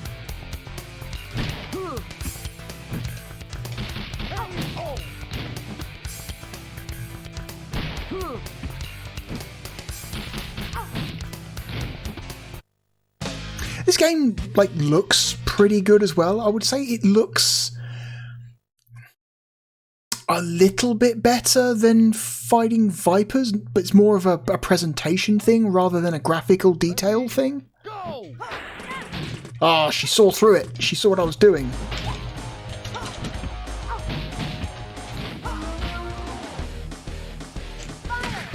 Ah, she sidestepped me. Bitch. Didn't I sidestep that one, did you?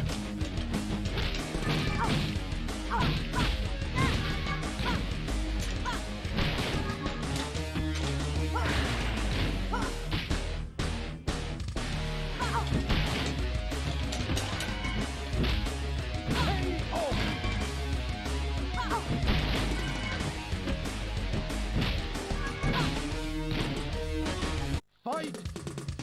Ready, go!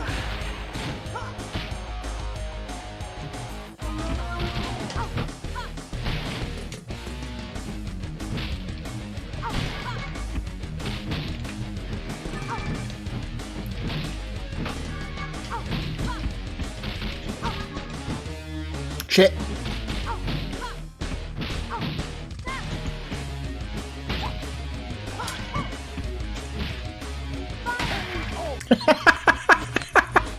Brutal, point blank range. Just pulled the gun out and shot her square in the face.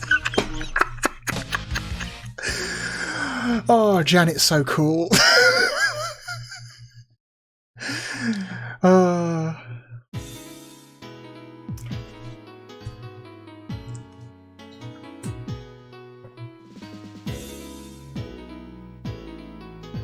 And they do the Fighting Vipers thing of having a montage of finishing moves for the credits.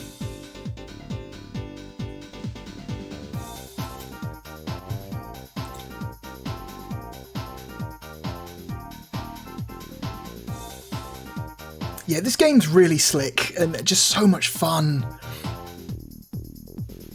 It's everything that's good about Fighting Vipers, and like plus more, plus a shitload more characters, more than triple the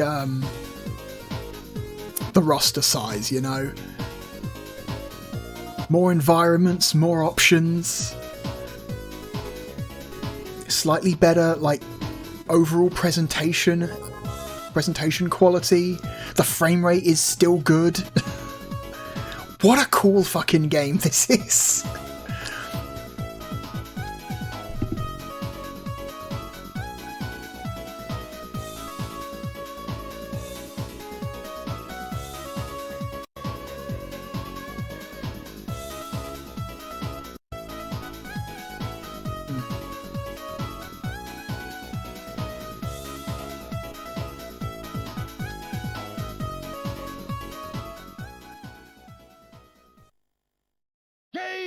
over. Okay.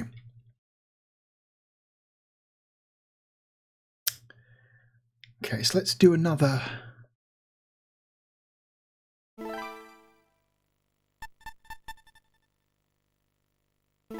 Do another one. Let's play as Kid Sarah.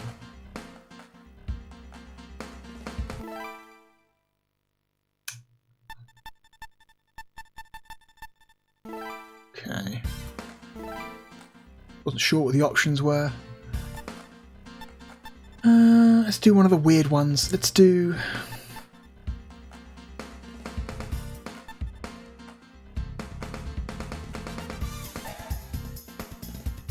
Do this one. Do the boss's course.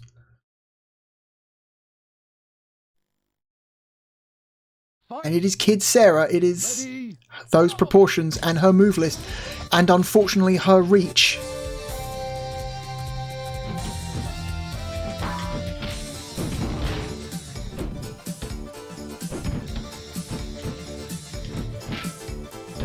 And just like Virtua Fighter Kids, her reach is terrible.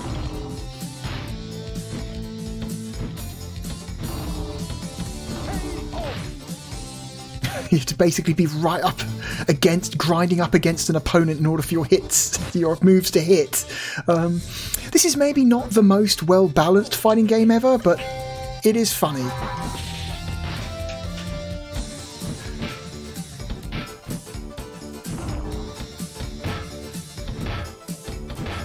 Yeah, you just catch the AI in a loop where they will just constantly just recover in the air over and over and over again, just setting them up for yet another move.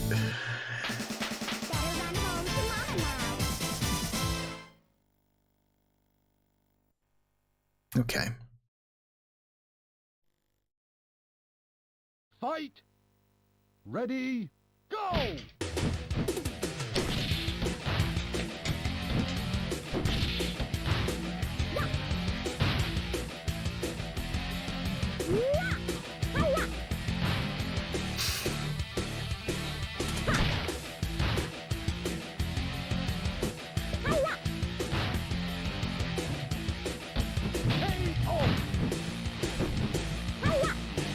Yeah, not the most well-balanced fighting game ever made, but goddamn is it fun, and is it silly.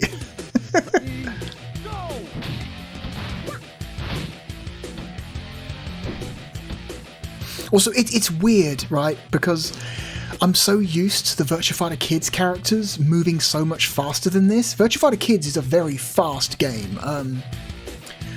And they've had to slow them down quite a bit for this game, so they don't feel quite right. They feel very sluggish compared to how they move in Virtua Fighter Kids. So everyone else feels fine, but yeah, the kids' characters are a little bit slow.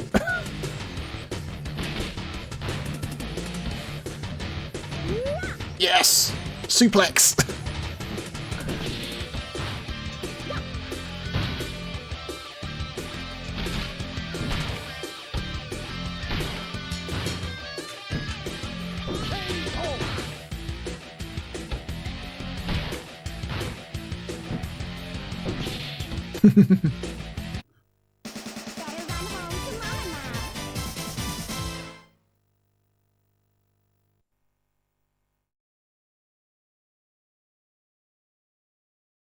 Fight.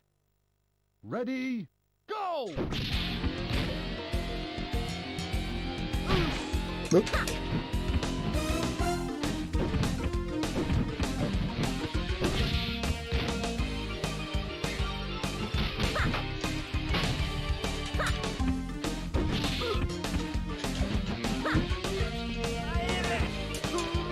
Oh, oh, oh.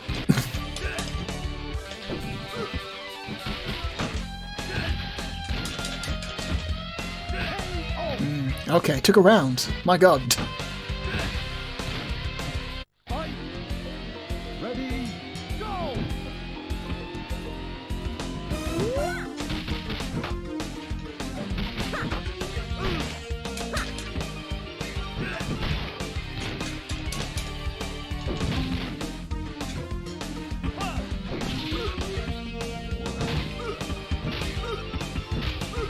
That's right, yep, continue, just air recover constantly, yep, keep doing that, you stupid motherfucker. That's right, you dumbass computer-controlled character.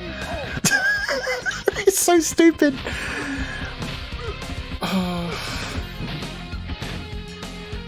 Fight! Ready, go!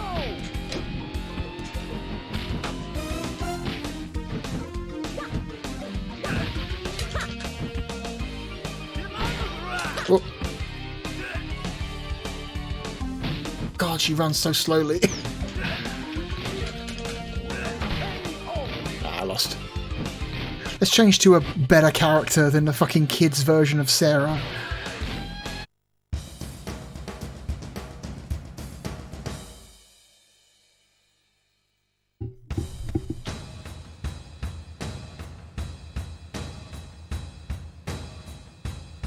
There we go. C button to speed up. Game over!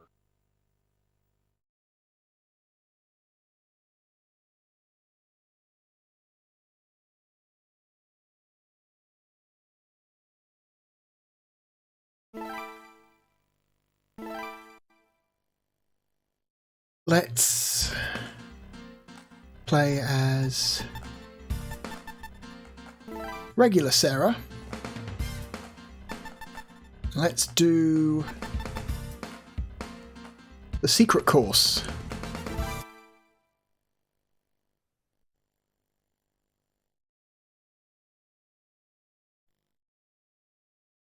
Fight!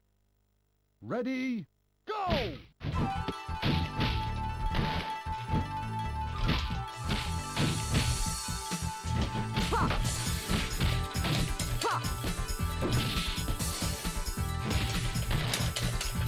Oh my god.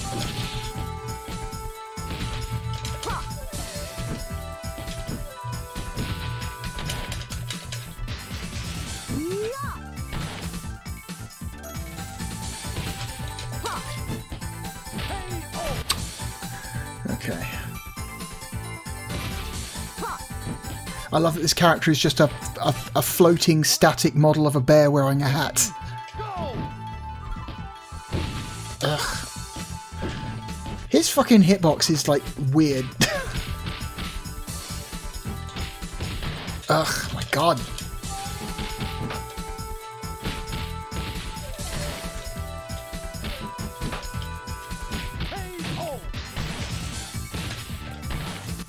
That's annoying. Let's try that again. Fight! Ready, go! Fucking hell. He does this forward charge, which is really annoying.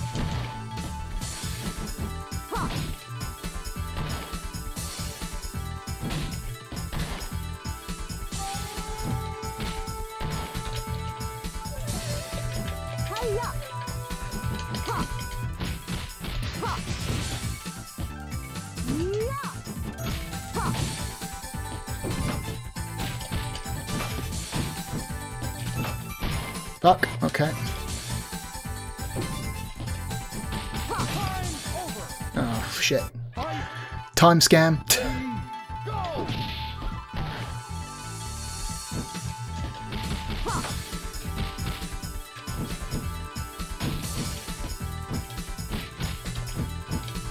His fucking hitbox is fucking weird and broken.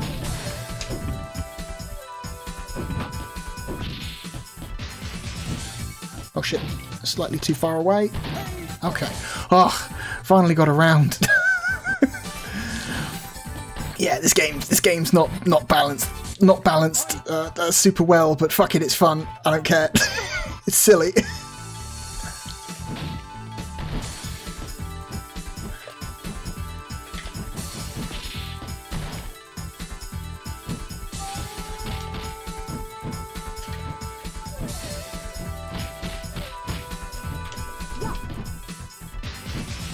Oh my god.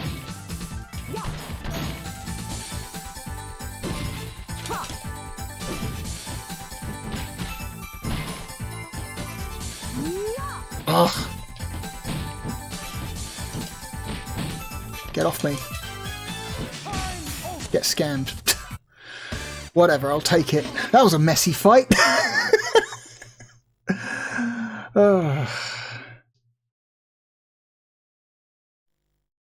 Okay, one of the Sonic the Fighters characters now. Ready, go!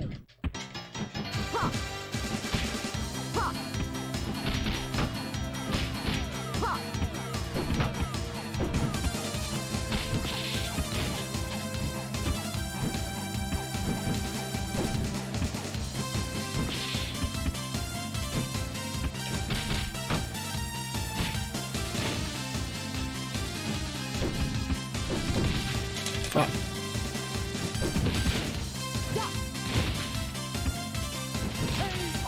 Here we go.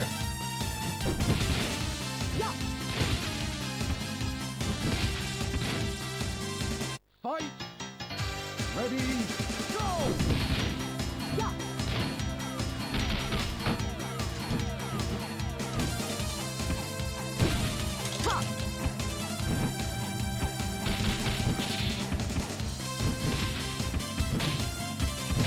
That's right, keep doing it. Infinite loop of recoveries to keep doing it.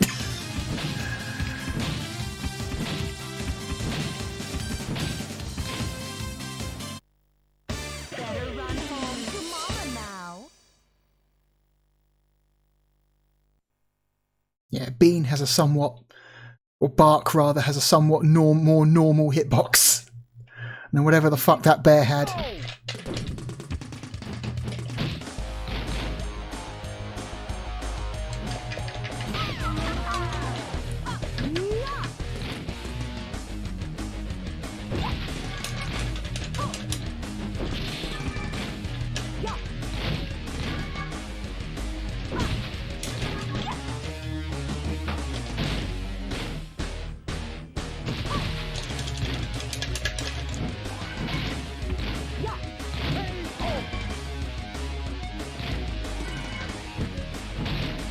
Fight! Ready, go!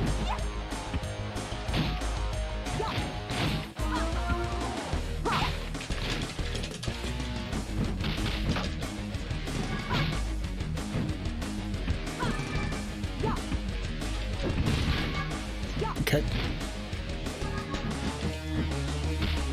Shit.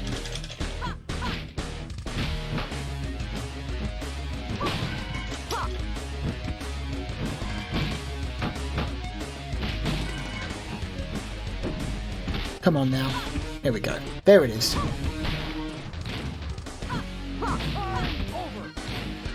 Fight! Ah, it was close. Ready, go! Hiya!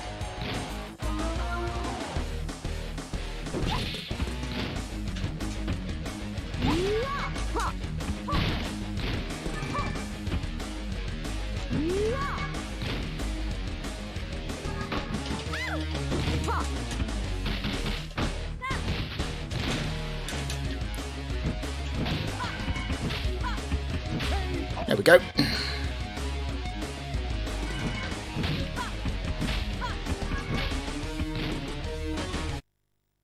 Better run home to Mama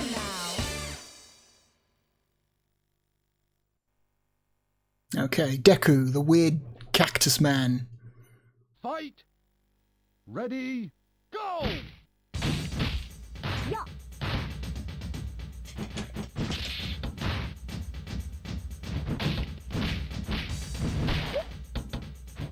Yeah. Ha. Yeah. Ha. Ha. Ha.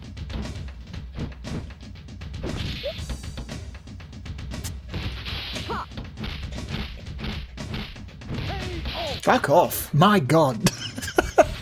Well, you're an annoying fucker, aren't you? You just spam crouch punch. Fight! Ready, go!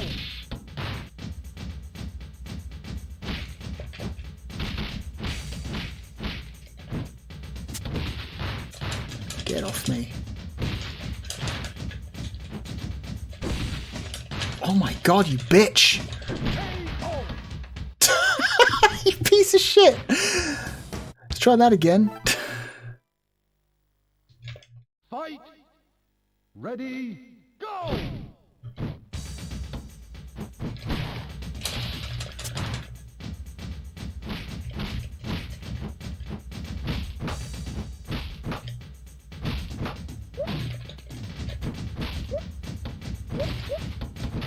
That's right. Fuck you. I win.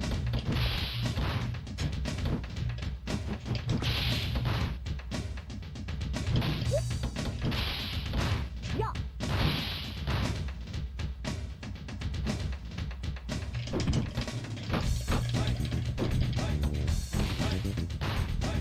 Time over. Fuck you, I have more health. Ready, go!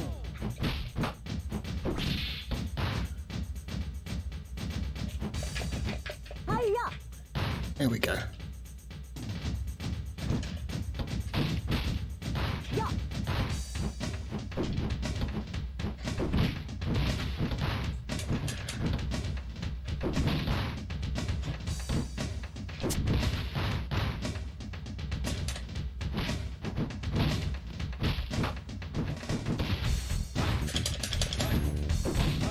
Oh my god, fuck you. Fuck off. Get scammed. Now. You're just weird enough to be incredibly annoying to fight. The other Sonic the Fighter character. Ready, go! Yeah. Yeah.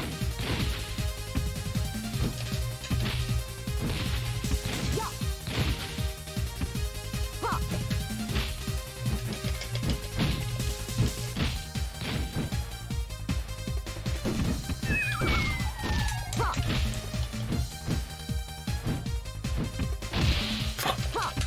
Okay, so he's got projectiles as well. Not quite as rude as Janet's, but you know, he has something. Fight! Ready, go!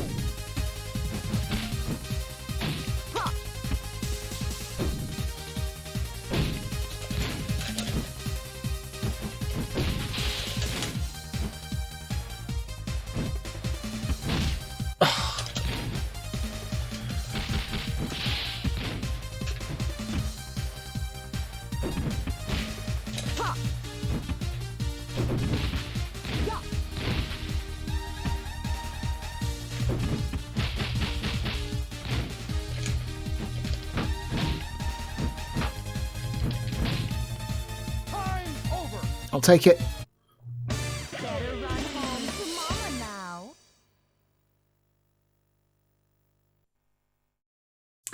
Alright. Kill your alter ego. Fight! Ready, go! Yeah. Ha. Ha. Yeah. Ha. Ha. Ha. Yeah.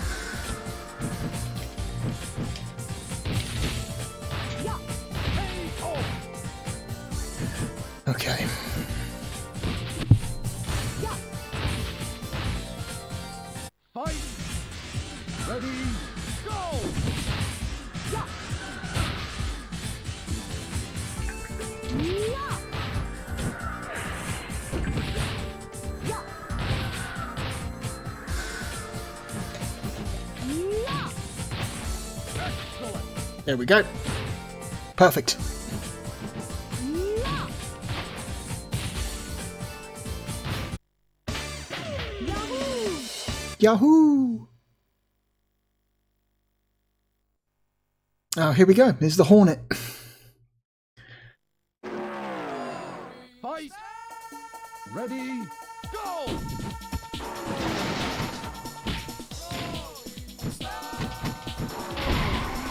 Uh-oh. The Hornet broke off his armor. Now I believe when the Hornet breaks off its armor, it has the same move list as Barn. So now I'm basically you're just fighting Barn, but with a different character model. Hiya! Yeah.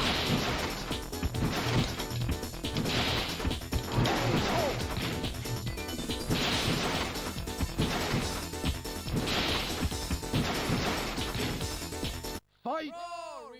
Ready, go!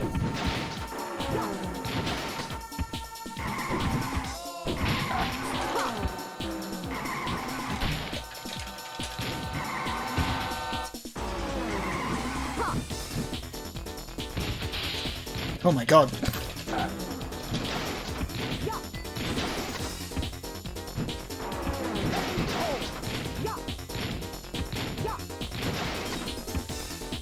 And just like fighting Vipers, characters who lose all of their armor, take more damage. So Mama now. it's you know, although they do move a lot faster without your armor. Kind of a trade-off there.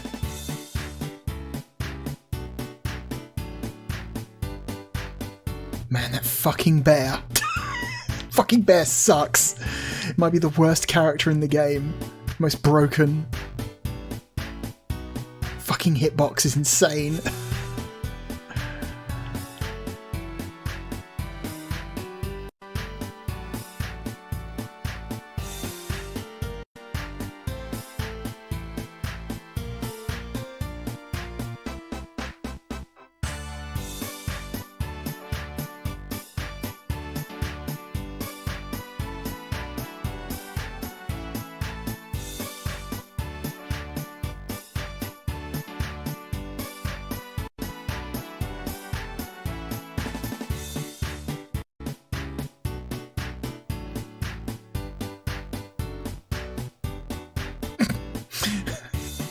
The timeout. Anticlimactic.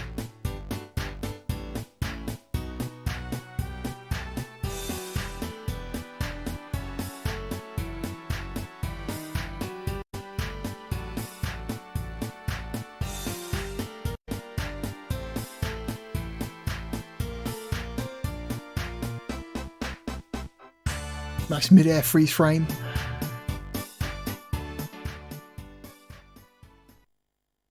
Game over. What an incredibly silly game.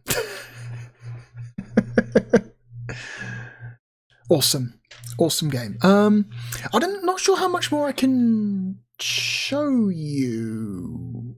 I think that's it. I think we're done. I think that's it. I think that's Fargus Megamix. Incredibly gloriously dumb and extremely fun game.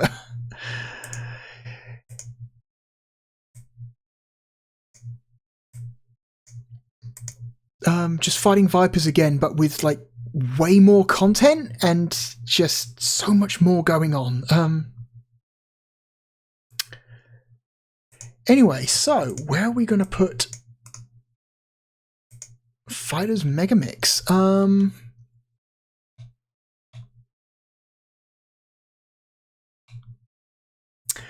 Well,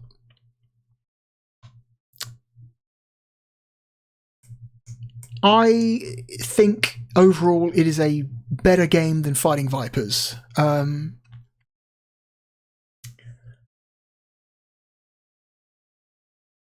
So it's going above Fighting Vipers, which immediately puts it in the running for a top 10 position.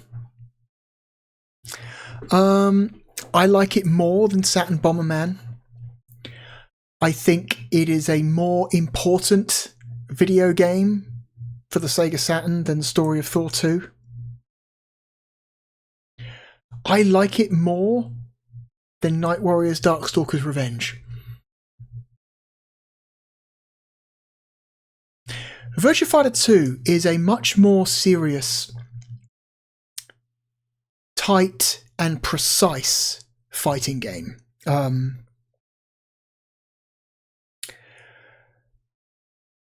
But it is nowhere near as fun. So, Fargus Megamix is breaking through the Virtua Fighter 2 barrier, the first game to do so in a long, long time.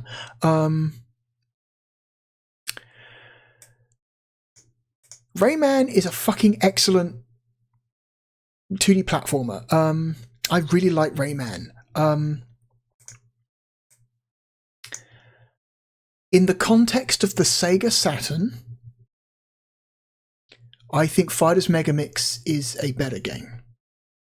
I would put Fargus Megamix above Rayman.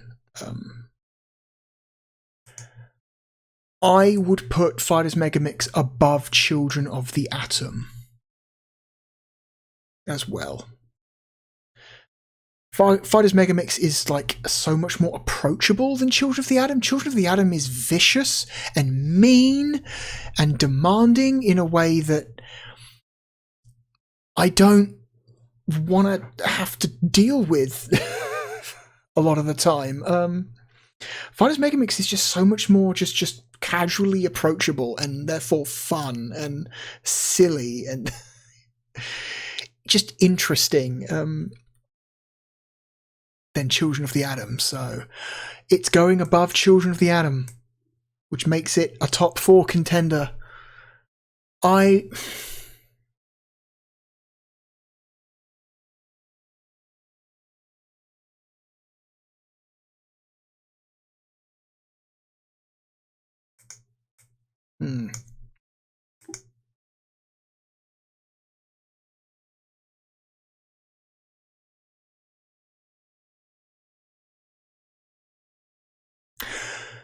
Sega Rally is, I think,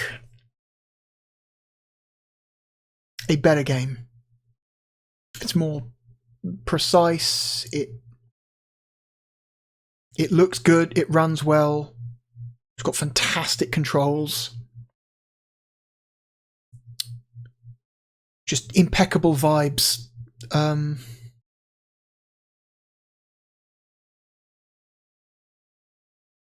Street Fighter Alpha 2 is my favourite fighting game, period, like ever.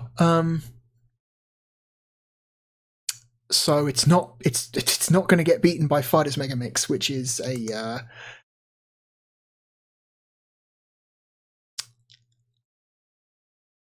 very fun but also very goofy and unbalanced game at times. So it's here. It's between Galactic Attack and Panzer Dragoon Zwei.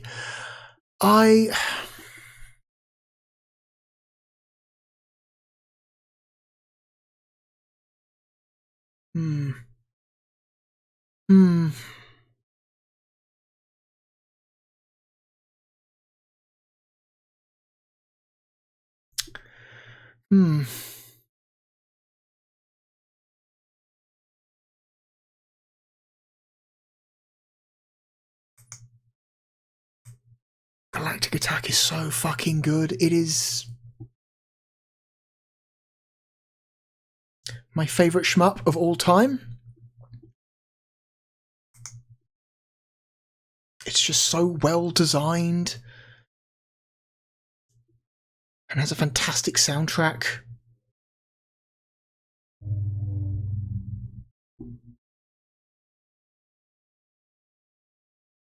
Yeah, I think Galactic Attack is a better game than Fighters Megamix. Which brings it down to Panzer Dragoon 2.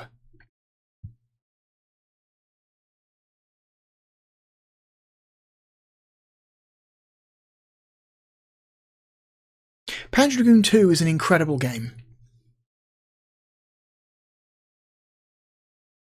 It's got a really good soundtrack, gorgeous aesthetic design, you know, style to it. Not all the levels are winners. But most of them are pretty damn good. There's replayability with different paths through the levels and different dragons, and you get different endings depending on what dragon you end up with. It's such a fucking like joy to play.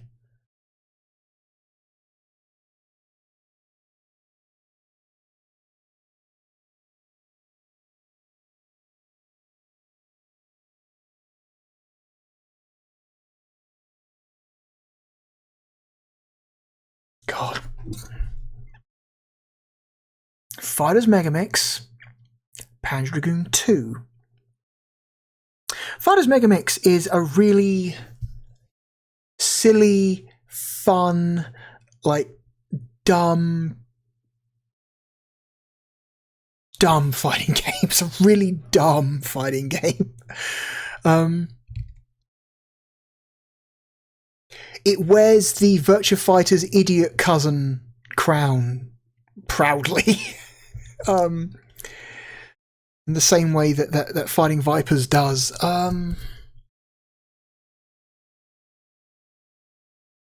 It's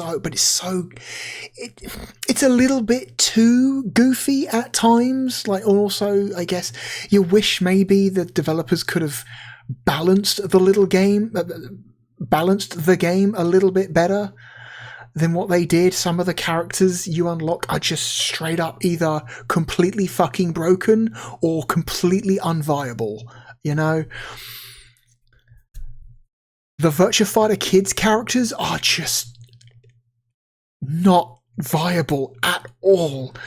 They're so much slower than they should be. They don't move as quickly as they do in their game. And they have such terrible range compared to all the other characters in the game. It's just it's just not. It's just, you don't play as the Virtua Fighter Kids characters in this game. They suck. And then you've got the fucking bear. Was it Kuma-chan?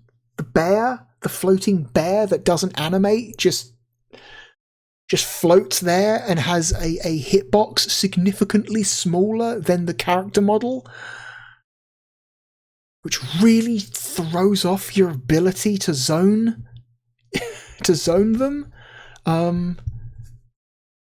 Like, you saw it. My attacks at times were clipping straight through the character model, but not actually hitting the hitbox. That character is nuts.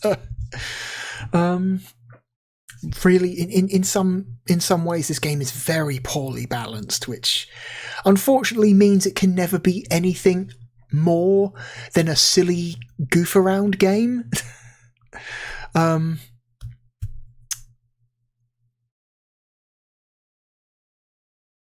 Panzer Dragoon 2 is a fucking masterpiece. It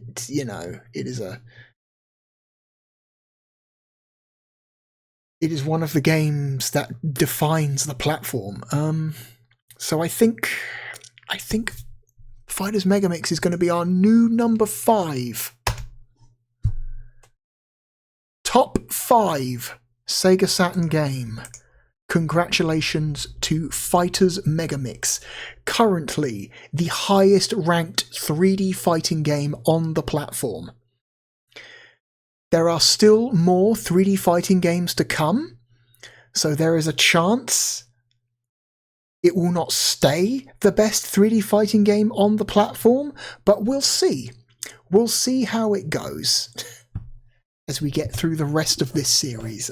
But as of right now, fucking amazing game. It is a game, an amazing game that is flawed, but most of the flaws just add to the charm because of how fucking goofy they are. Wow. Phenomenal game. Great game. Fighters Megamix, everyone. Alright, let's move on to our third and final game of the night.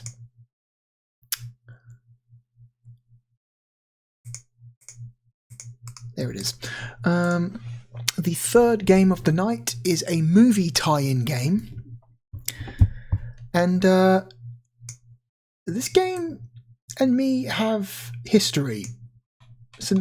Hopefully you would agree, some interesting history. So the game we're going to end this video with tonight is a combat flight sim from Fox Interactive, and it is obviously Independence Day, the game. Independence Day, maybe one of the biggest, dumbest action blockbusters of the 1990s, a decade full to the brim with big, dumb action blockbusters. I really like the movie Independence Day. It is not a good movie, but it is incredibly fun. So, I mentioned that this game and I have history. Some important history.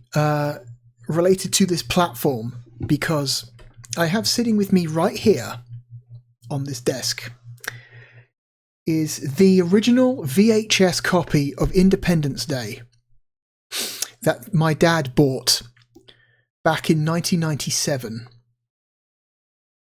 And it's it's when the film first came out. It's the one with the lenticular hologram on the front, so you can see as I tilt the box, the lenticular hologram changes to depict the scene in the movie where the UFO destroys the White House. It's cool. It's very cool.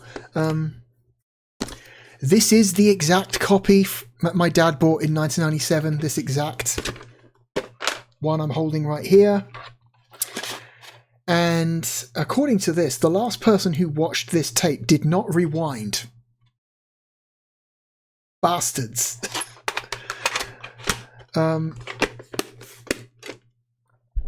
And so on this tape is a trailer for this game. I think it plays before the film. A lot of videotapes would do that. They would put trailers for upcoming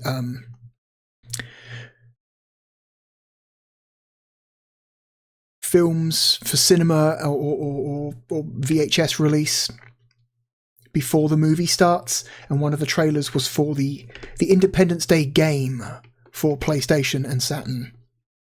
And the trailer that plays on this tape was the very, very first time I heard the words Sega Saturn. I was 10 years old. I liked video games.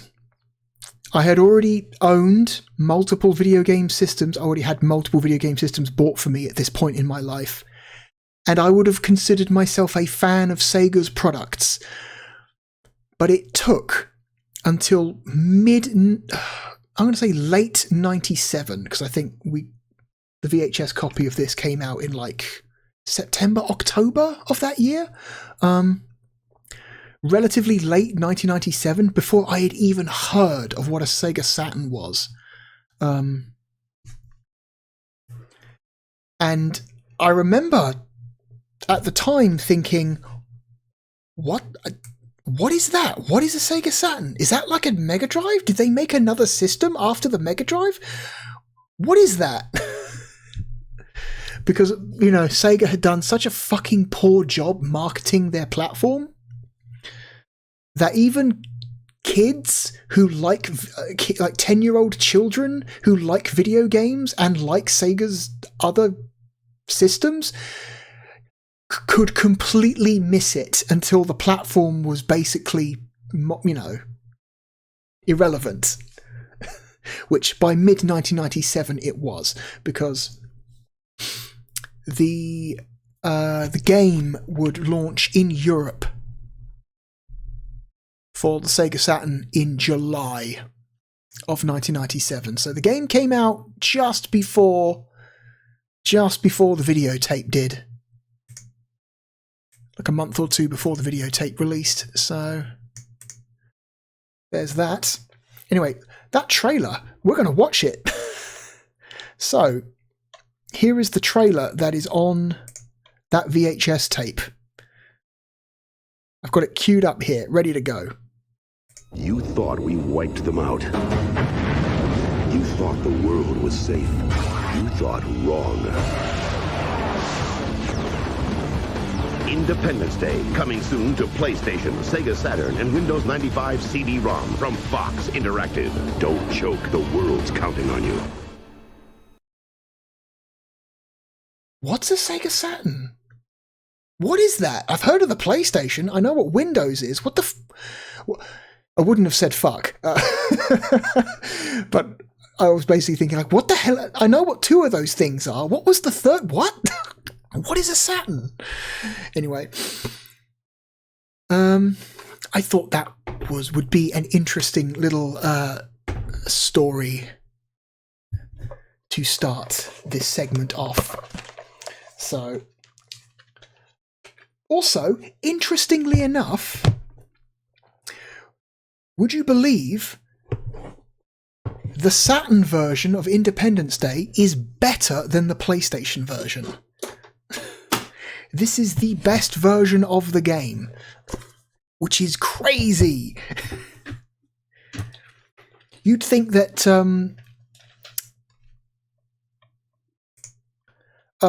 it would be a very, very, standard case of make the game for PlayStation, then port it down to the Saturn using PlayStation code and assets. The same way that Pandemonium was. But no, this is a bespoke, from the ground up port for the Saturn, which is becoming a rarity at this point in the Saturn's life.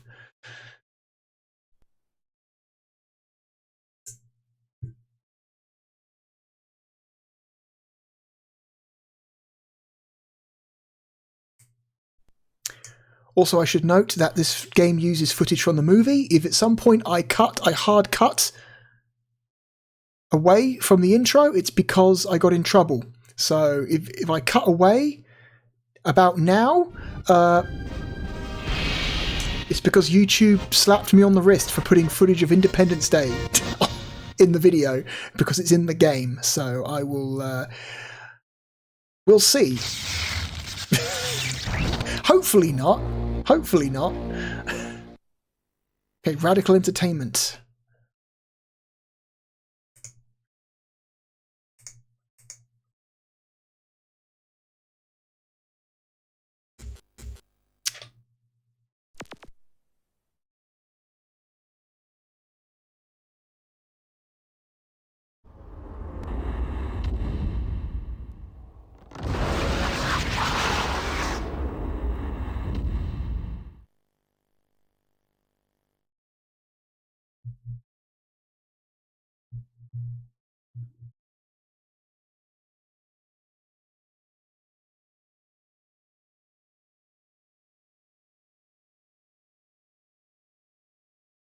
A lot of load times.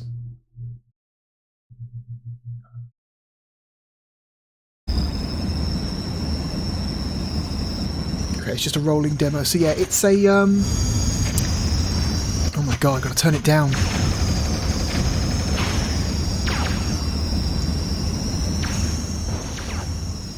To about there. Okay, so it's a combat flight sim. Arcade combat flight sim. And as you can see, the frame rate's pretty good. The frame rate is not this good on the PlayStation version. Also, the PlayStation version doesn't look as good in some ways. Because as you can see, the game is using the Sega Saturn's infinite plane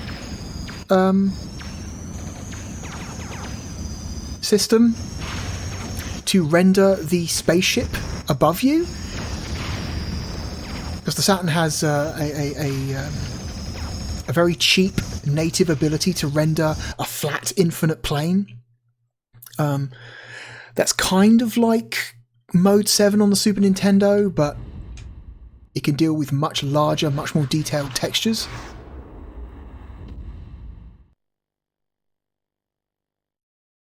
That's weird. There should be more to that video, but it's not playing. Okay. Yeah, and this game uses that to render the spaceship above you, which I think looks much better than the way the PlayStation handles it. The PlayStation doesn't have an infinite plane system. Instead, it renders the spaceship above you the same way it renders the ground, using polygons that have a very limited draw distance that look very similar to the way it looks on the ground here. But imagine how the ground looks now, but also on the spaceship. That's how the PlayStation version looks. And it just kind of doesn't look as good. This infinite plane system is also is excellent for getting simulating the effect of having a gigantic, massive, like 10-mile wide spaceship above you. Because if you haven't seen the film Independence Day, The spaceships that invade Earth are fucking huge. They're gigantic 10-mile wide discs that fill the sky. They're really cool looking. Anyway, let's get on with it. Independence Day, a cool movie. Not a very good movie, but a cool movie. Okay, so there's a bit more video there.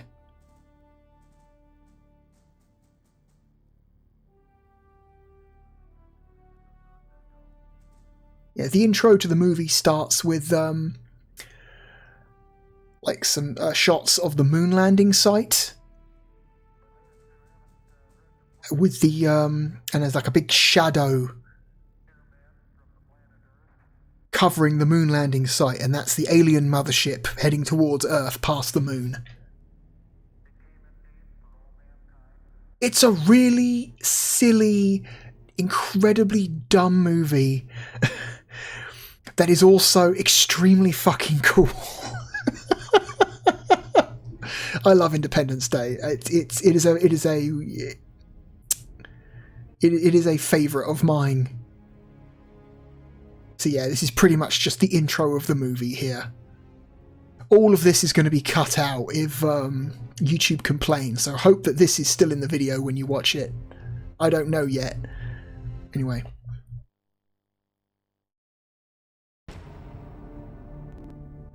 Okay, so,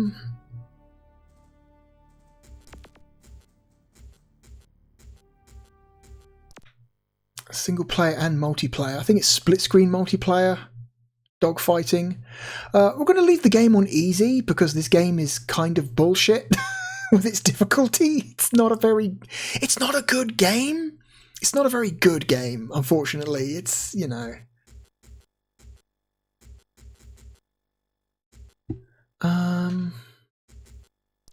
Controller.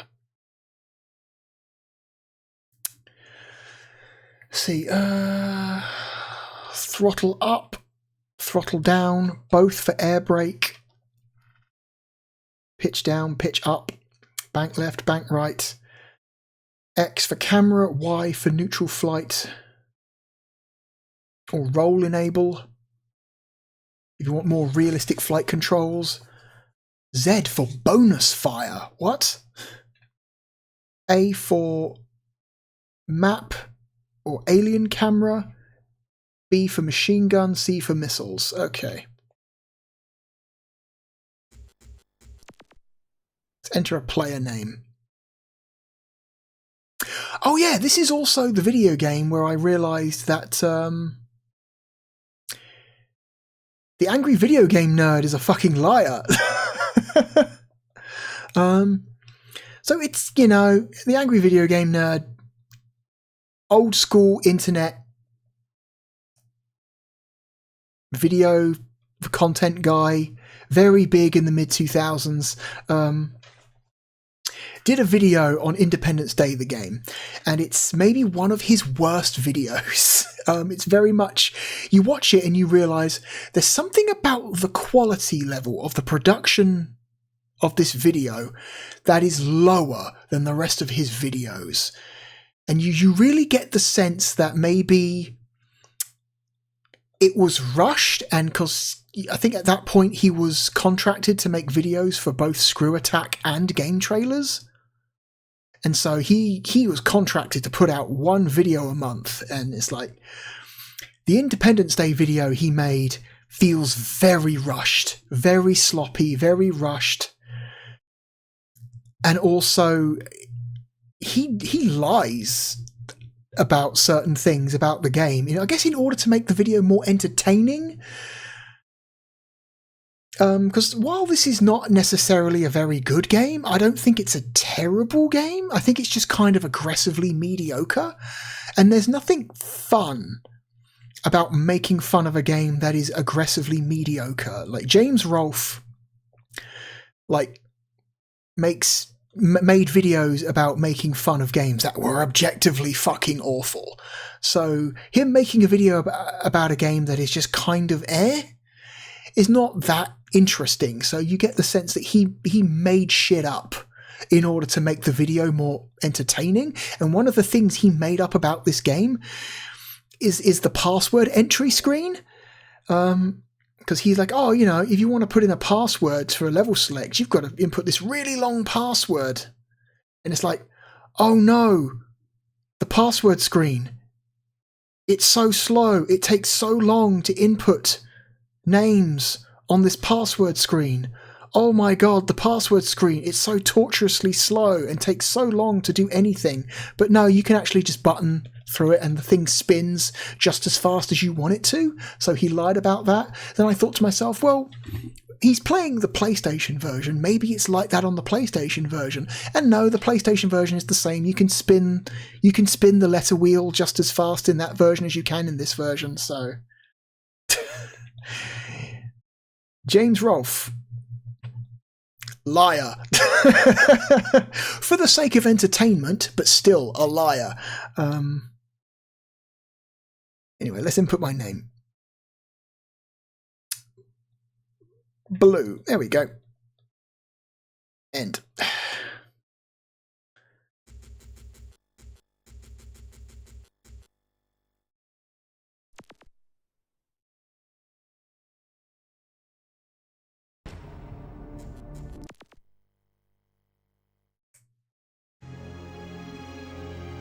Oh, more movie footage. This might get cut out. I don't know yet. Let's hope not. Let's hope the quality is too shit for the bots to pick up. Oh my god. Really cool movie. It's, you know, it was an incredibly expensive visual effects movie that I think still looks great. Like, some of the effects have aged horribly, but a lot of the model stuff, because it was models, looks, I think, still pretty damn good.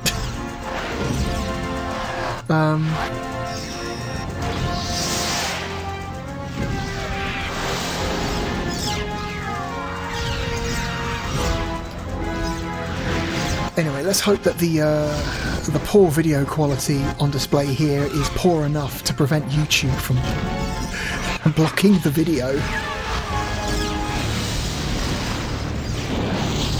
Okay, are we done? Are we done yet? Are you gonna keep... Oh my god. Every second we are rolling the dice with every second of footage. What are we doing? I'm just going to hope that me talking over this is enough to, like, throw the bots off and stop them from pulling the video down. Oh my god, if I just keep talking, the bots won't lock on.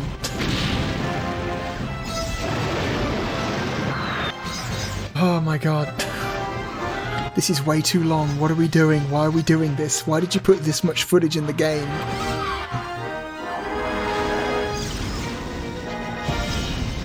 God.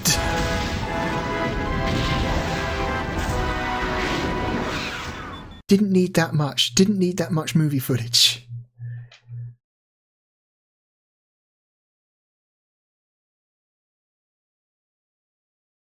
Okay.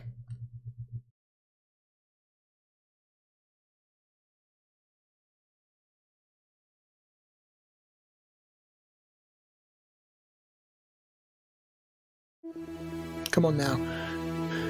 Okay, Grand Canyon. Objective. Destroy the field generators on the City Destroyer, then take out the primary weapon. Captain Steve Hiller. I'm assuming that's an H. Captain Steve Hiller will give you close air cover and stay in radio contact during battle. E3 recon plane will maintain the radar. If the recon plane goes down, you lose your radar. Alien fighters.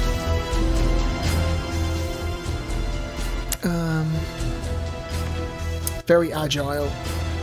These are the field generators. These provide a defensive shield around the alien city destroyer and city perimeter. There we go, so... Start. Shield 1 here. I'm with you.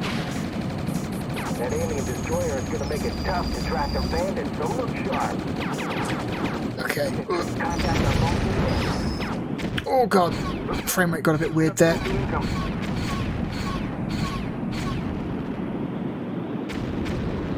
Speed up. Oh, fly faster.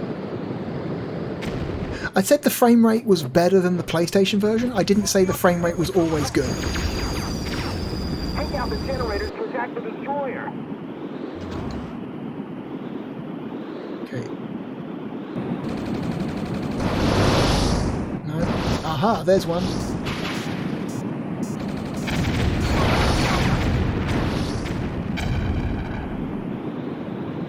Okay. Okay, we can change our viewpoint, which is cool. We can have a cockpit view. Pull up, you fuck. Oh my god. Controls are not great. I prefer third person personally.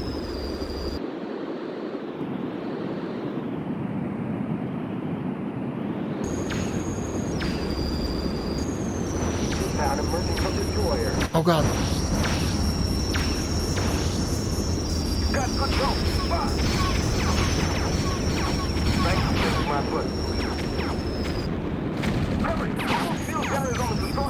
Oh, that's cool. You can hold down the C button when you launch a missile to follow the missile to its target. That's interesting.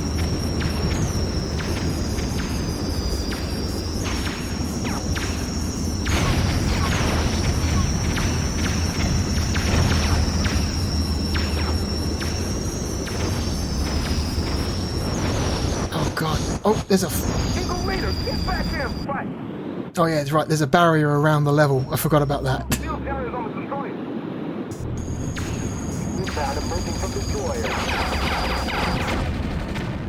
Okay, there's one. I wish the camera thing would stop.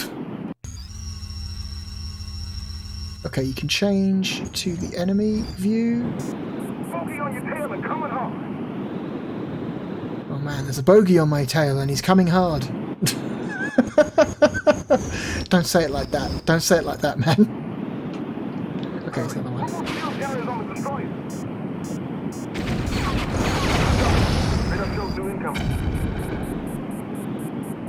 Okay.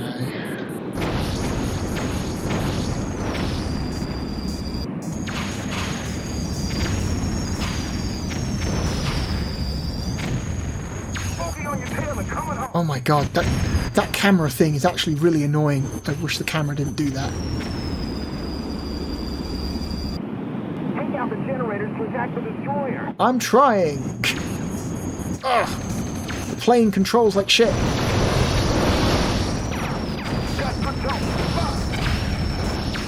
Okay.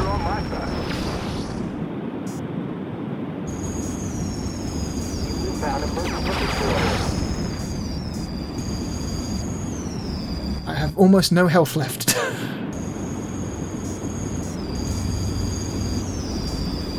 out the generators to attack the destroyer. Inbound emerging from destroyer. Bogey on your tail and coming off.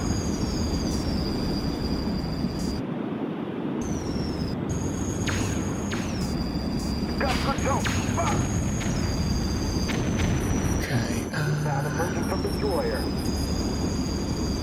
Okay, I want that thing. What is that? Oh, aliens frozen for 15 seconds. That's nice. Yes, thank you, wingman. I know what I'm doing. I need more missiles.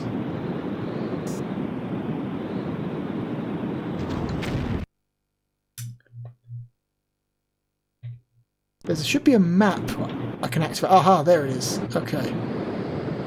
So that's the entire area.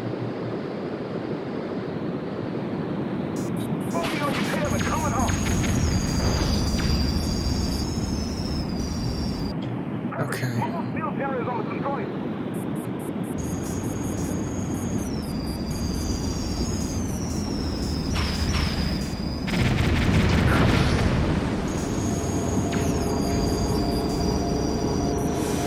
Okay, so now we've destroyed all the generators, the gun is opening up.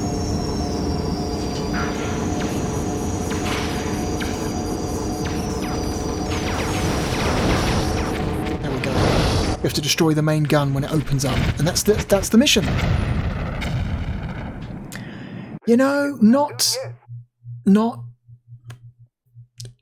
overly difficult, pretty simple, but the controls kind of suck.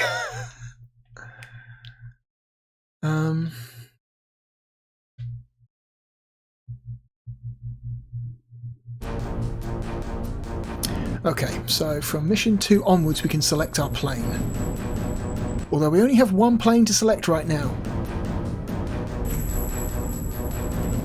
It's just the F-18, okay. Yeah, left and right's doing nothing. L and R's doing nothing. Up and down's doing nothing.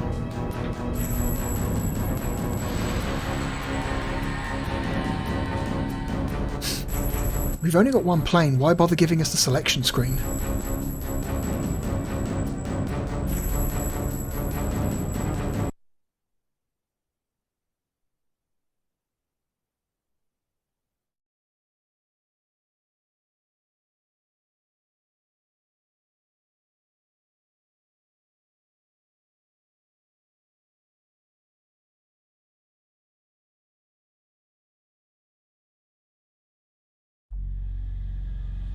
Okay, Washington. Mission objective: defend the E3 AWACS until the recon of the alien city destroyer and defences is complete.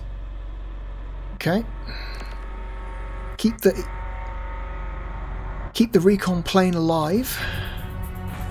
Oof, that's real bad looking texture on that plane. Woof. Alien fighters. Okay, different kinds of fighters. We've got ones that are faster and you have ones that have slightly more health.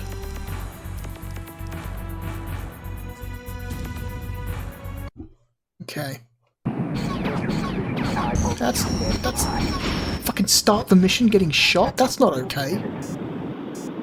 We found emerging from the destroyer. Got control. Fire.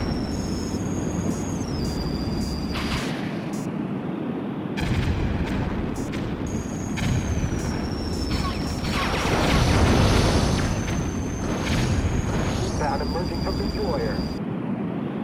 Smoking on your tail and coming home.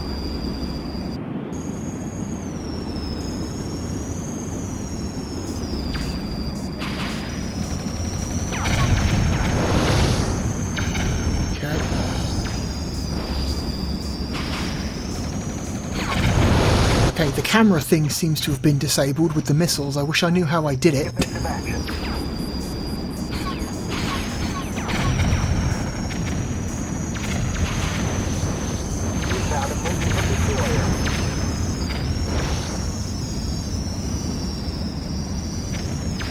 Oh god, oh god! Trying to do too many things with the controls. I don't really need or want a wingman camera. I don't really need the ability to do sick rolls, although they do look cool. Oh, health. I'll take it.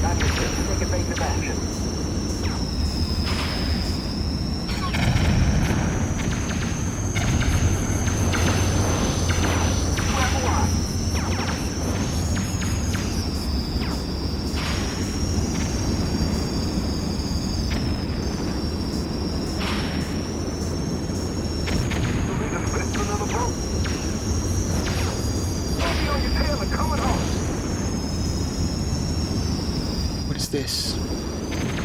No idea what that is, I missed it. Urgh.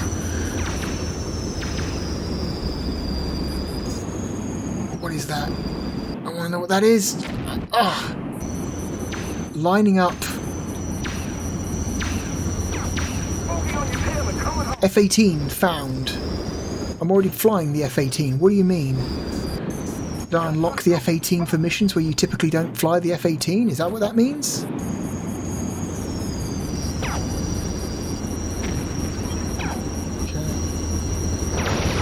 Oh, pull up.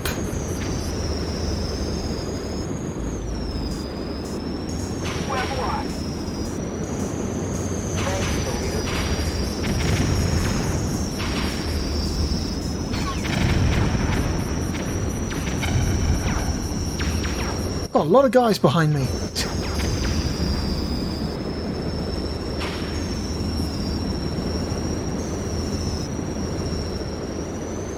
On your six, take evasive action. I'm out of missiles. I need more missiles.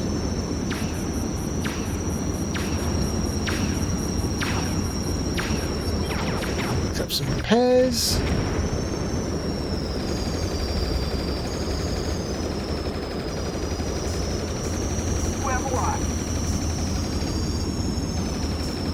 Kind of slow down, do some turns.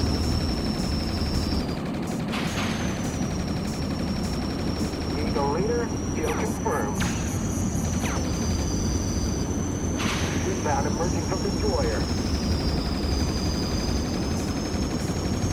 Defend the E3. I'm trying. Web lock. On your six, take evasive action. Oh god. Grabs are on my side.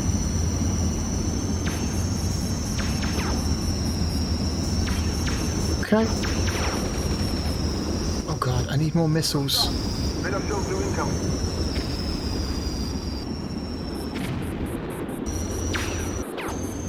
On your six, take evasive action. Oh god, the camera switching is really disorientating.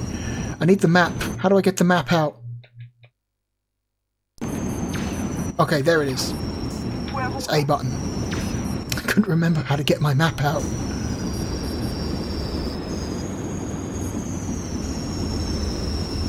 Is there any more missiles to pick up? Oh, there's one. Bogey on your tail and coming home. Okay. Ugh.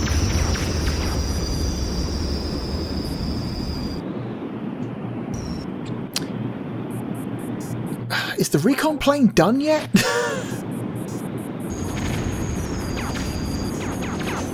On your six, take evasive action. Great shot, Eagle leader. Inbound emerging from destroyer. Thanks, Eagle leader.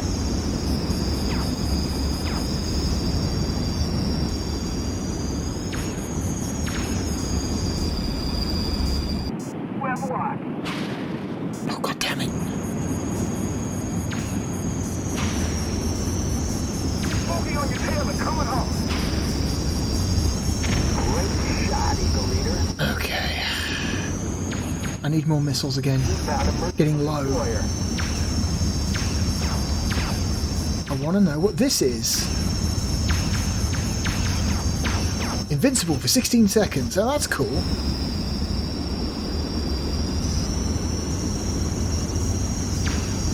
Web lock. It would be if I could fucking see any enemies and they weren't all just behind me.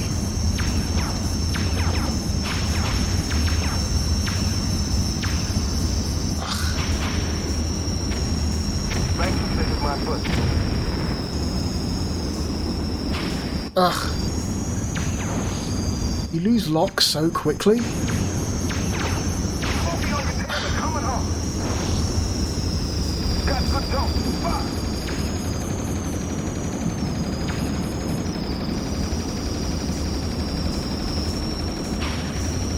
Great shot, Eagle leader. Inbound emerging from destroyer.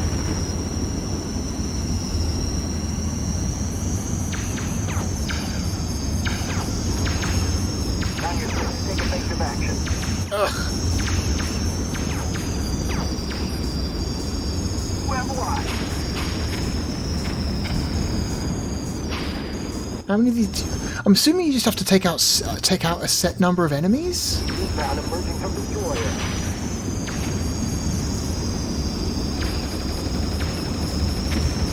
I have no On your idea. six, take evasive action. I have no idea.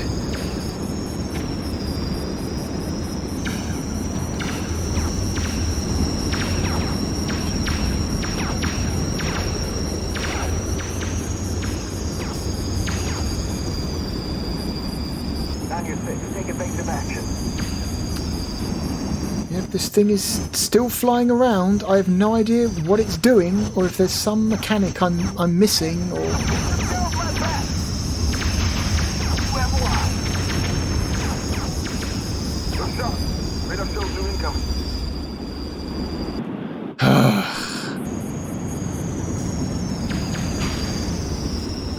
wish there was just... It did a better job of explaining what exactly I'm waiting for? What exactly... If it's something that I should be doing, or it's just a timer? I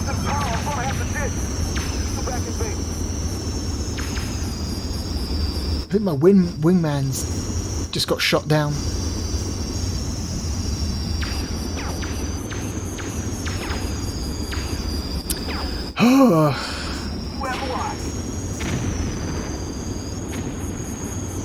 Emerging from destroyer.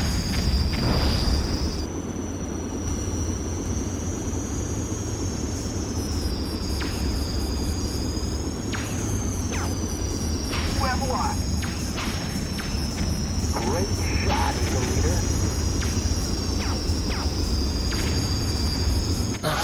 Take evasive action. Oh, primary weapon. Okay, finally. Jesus Christ.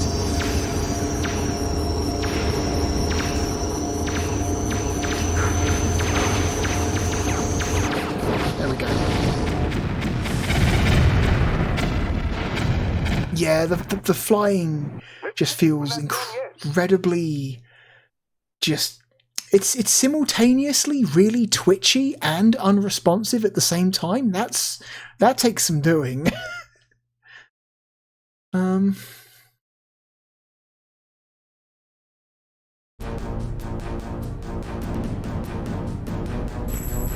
Yeah, again, like plane selection, I only have the F-18 to select. So, okay, we're going to New York now. Level 3 is New York.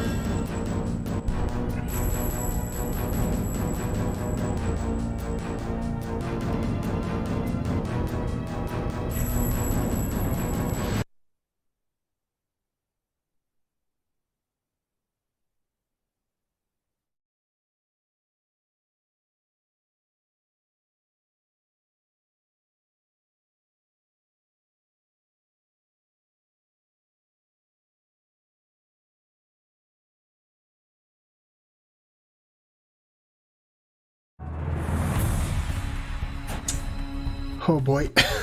Mission objective. Aliens are using Earth-based satellite uplinks to communicate with other city destroyers. Find and destroy the uplinks.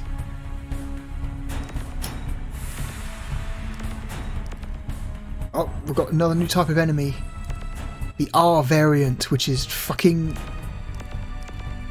better than any other version before. Ground artillery battery, so they've got guns on the ground as well as on their spaceship.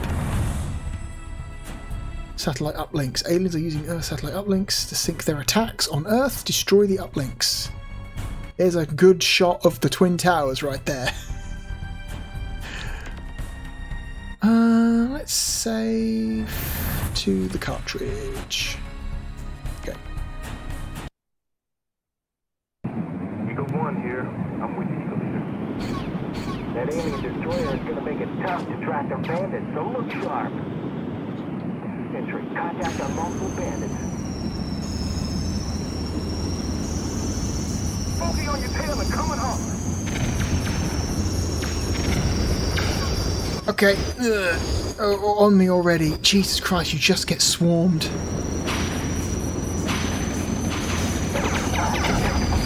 Okay, there's one.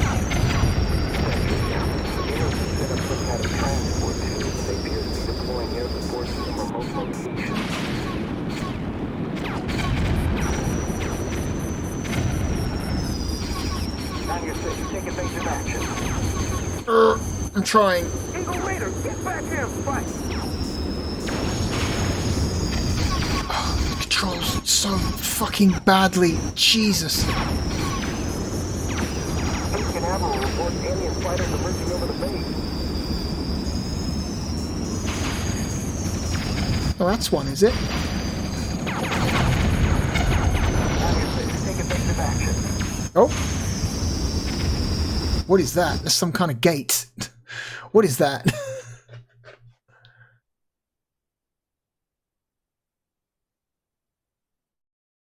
Some kind of jump gate. Those aren't in the movie.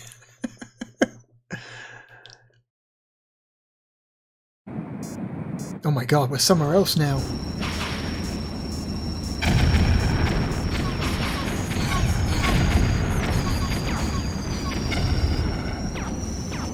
That's weird.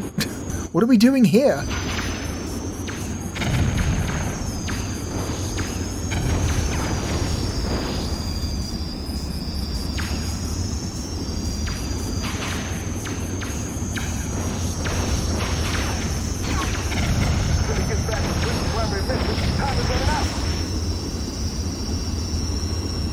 Can't see shit.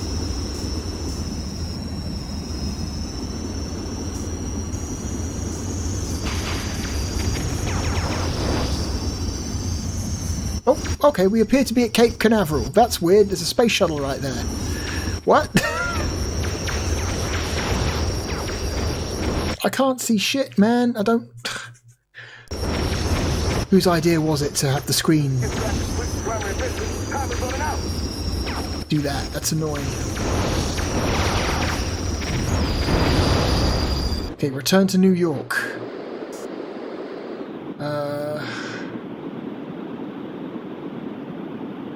Okay. Through here, I'm guessing. Back through the jump gate. That was weird.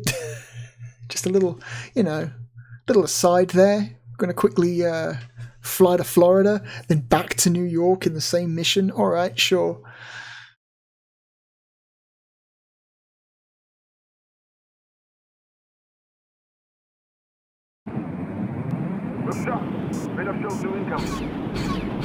Ugh. God damn, these flight controls are fucking bad.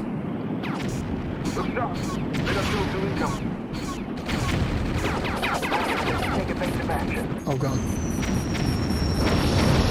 No! I'm trying to turn away from the fucking barrier. God damn.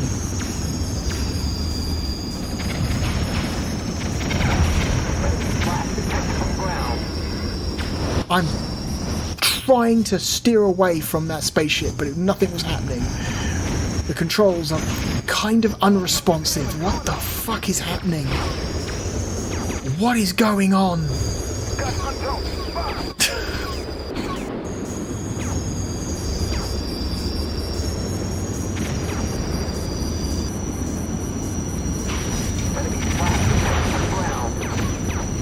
Oh, cool. More blinding white light. I love it. I want that! For some reason I couldn't pull up. That was dumb.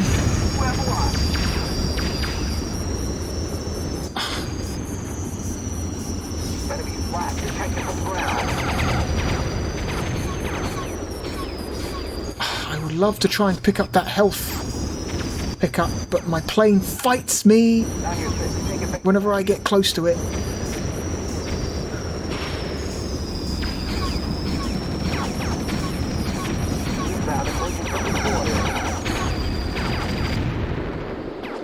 Aliens frozen for 15 seconds. Thank fucking Christ.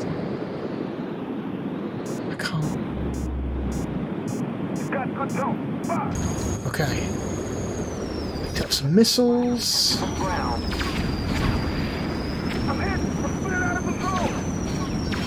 Okay, a little more health. A little bit less health. Okay.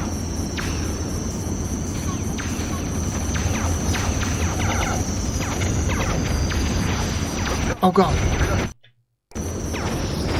I can't... Why does the plane do that? Why does the plane just kind of do that? That's dumb. Oh. Oh.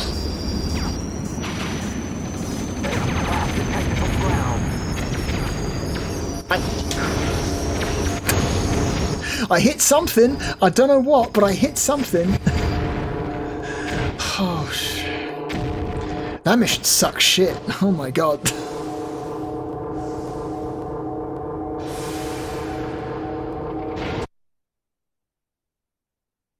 It's bad.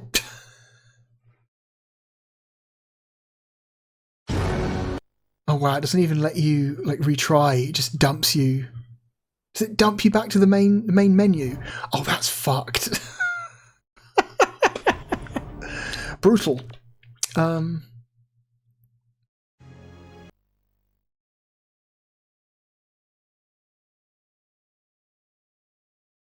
Yeah, this game controls bad.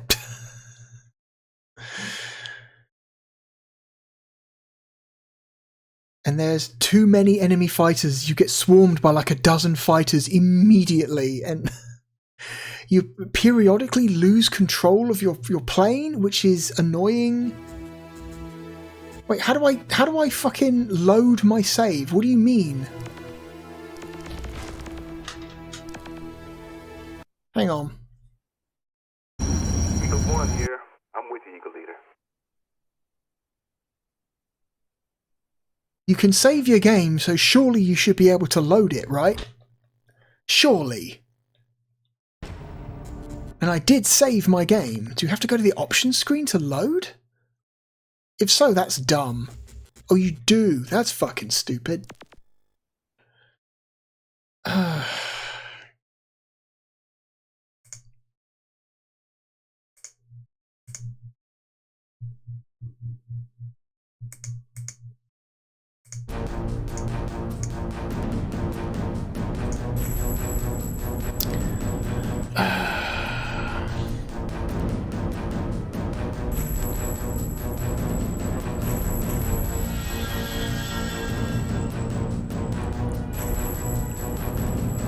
Okay.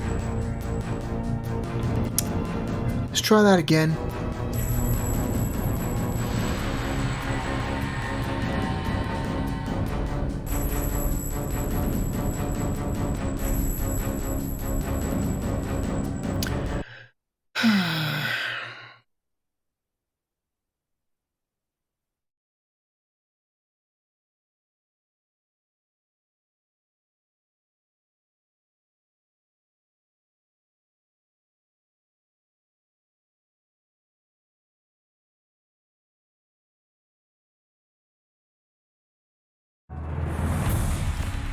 Okay, start. Eagle 1 here. I'm with you. Okay. That alien destroyer is gonna make it tough to track their bandits, so look sharp. Entry, contact on multiple bandits. Get off me! I like that the Statue of Liberty is a sprite. That's funny. Smoking on your tail and coming home. Where am I? Oh my god!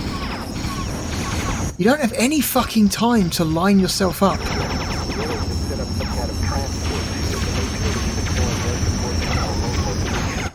Again, you temporarily lose control of the plane. It's fucking... Oh my god. Also, the amount of shit on the ground in this mission is really taxing the frame rate. Like, no, down, you stupid fucker. Oh my, up. Oh my god. And when the screen flashes white, you can't see anything. That's not fun. The fuck am I even going? Oh my god, I can't see shit. I can't see what I'm doing.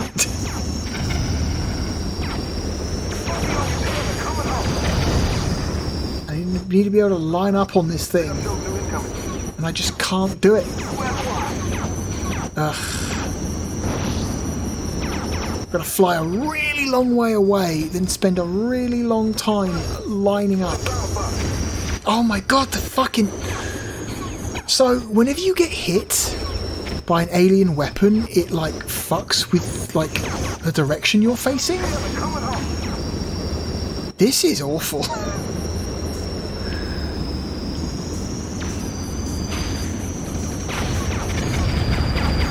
Okay, we've got one.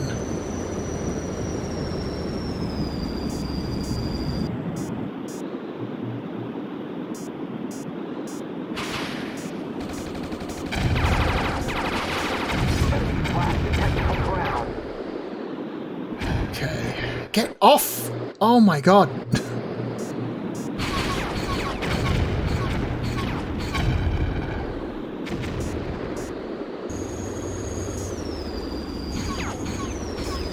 Wait, is there another?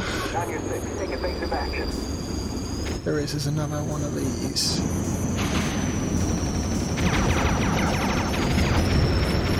Okay.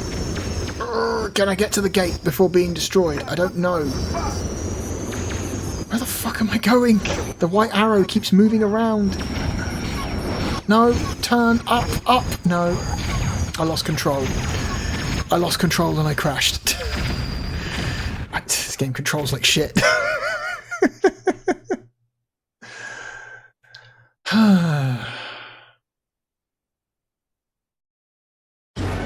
Yeah, whatever. Let's use cheats.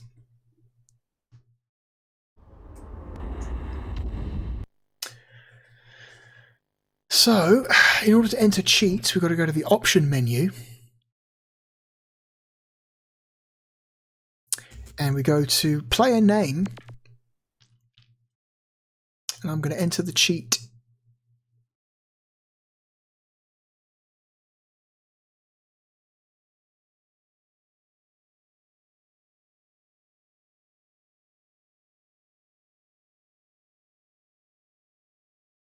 Rad.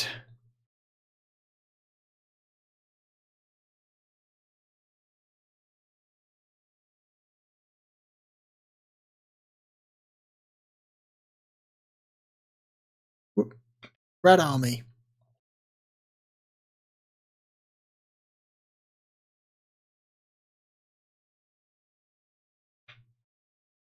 Okay, then at the main menu, press left, right, up, down, X, Z, Y.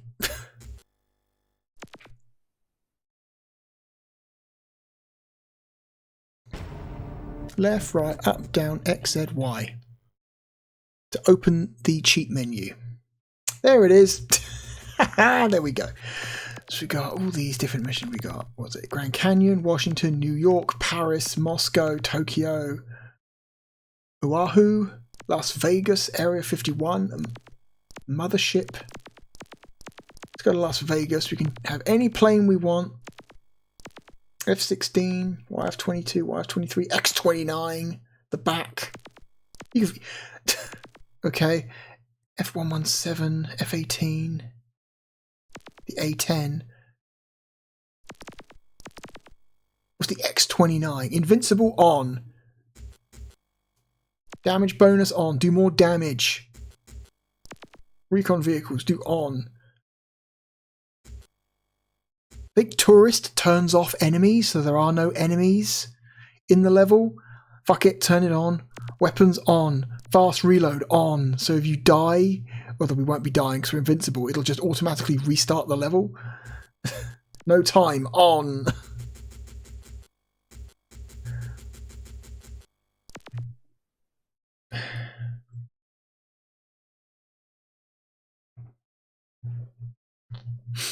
Now that's a good cheat menu.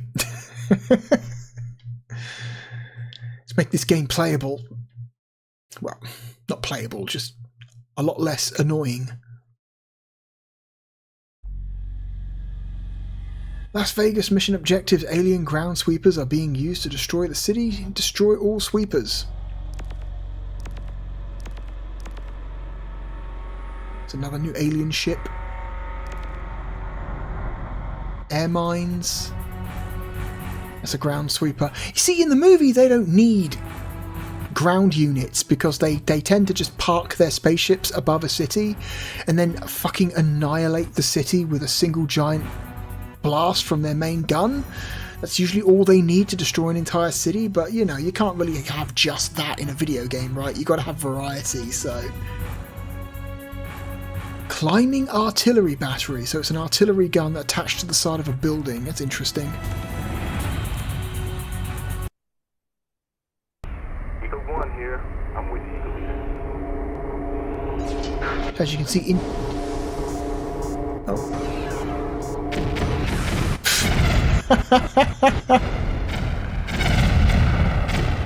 Eagle leader, the perimeter force field did not come down, but a transport tube just opened up near the center. Looks like you're gonna have to try and escape through it, or you're gonna burn up with the destroyer. Okay, we've got to get... Okay. It's funny. So there's no enemy ships flying around, and everything dies in one hit, including the ship. That's funny. That's really funny. Our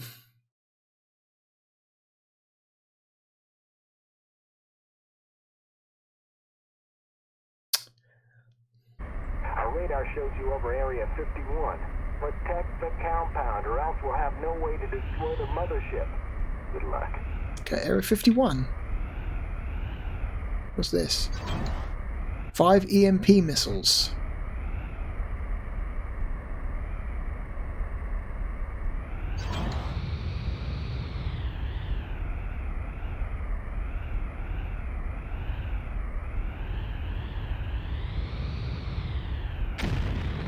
Whoop.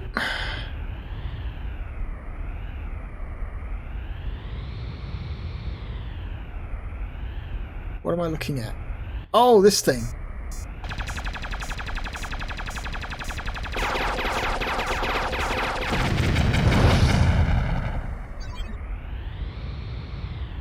Well, I like that this plane lets you fly really slow. That's kind of cool. Okay, also, I want to test something. I need to test something before we finish here. Sega Retro lists this game as having no analog controller support. I just want to confirm that. I'm going to quickly plug in the 3D pad and the mission stick just to confirm whether or not this game has any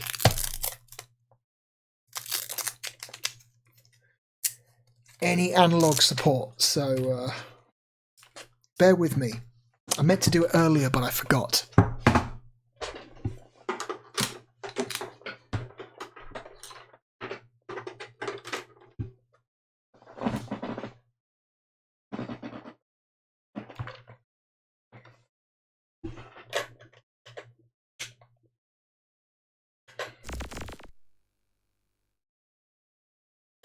Okay.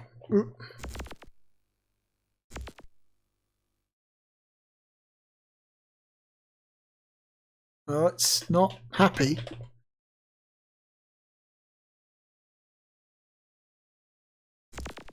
Okay.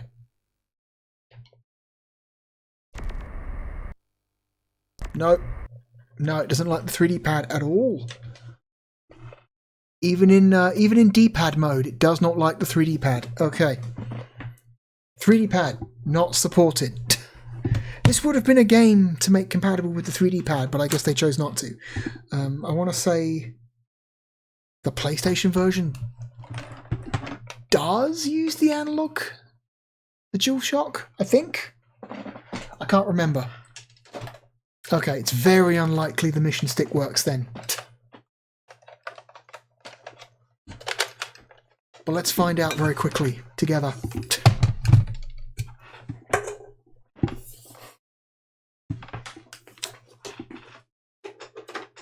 Okay. Oh! Oh my god. The mission stick works. I love the fact that you can basically slow down to a 1 to like no speed at all. Yeah. It's not analog. I'm barely touching the stick. I'm moving the stick ever so slightly to the right, extremely gently. And it's as if I just pushed right on the D-pad. So yeah. So the mission stick does function, but it's not analog. It's using the stick like it's a giant D-pad basically. Which is a shame. Whoops. Oh no, it's doing that camera thing again. Oh god, turn off. Okay, outside camera. I just realised it only does it if I change to something called the missile camera, which is just like the outside camera, except it follows the missiles when I shoot missiles, which I don't want it to do. So let's go to inside camera. I like the fact that they bothered to use real transparency for the cockpit layer at the bottom of the screen. You know, you see when there's, you know, not a ton of enemy fighters flying around and not also a ton of buildings on the ground, the frame rate is actually pretty damn good.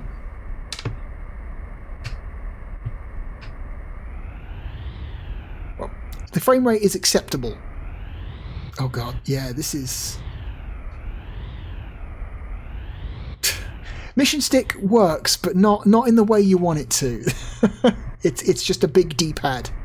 It's a big dumb D-pad in this case. They didn't actually program analog control. Oh god. There.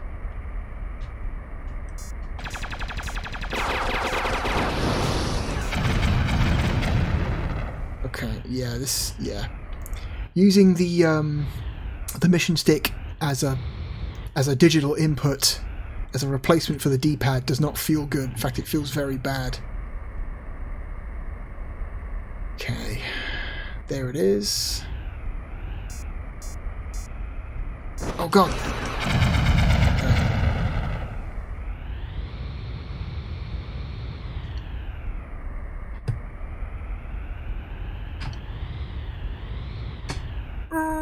Slow down. Where are you? Oh, you're right above me. Oh, they also didn't map the stick properly either. They don't use the main trigger on the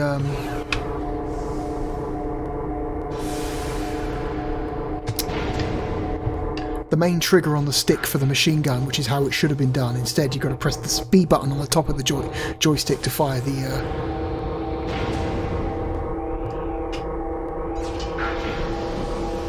machine gun.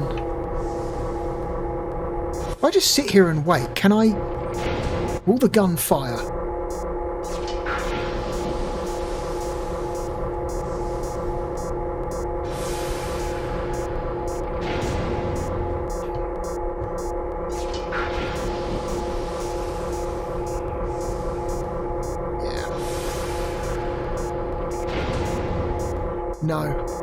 No, the gun's never going to fire. Typically, whenever the main cannon opens up, you have a very limited amount of time to destroy it before it fires. But no, we've turned off the time limit, so it's just going to sit there forever. That's funny.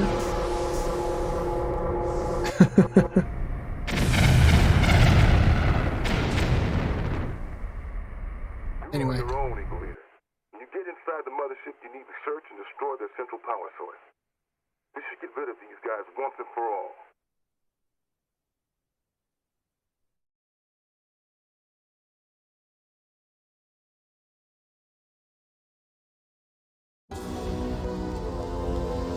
Oh, more movie footage. More movie footage. Oh god. Please don't get angry at me, YouTube. Please don't get angry at me.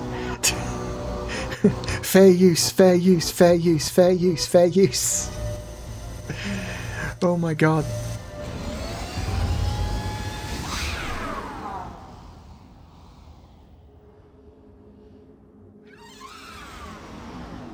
Oh my god.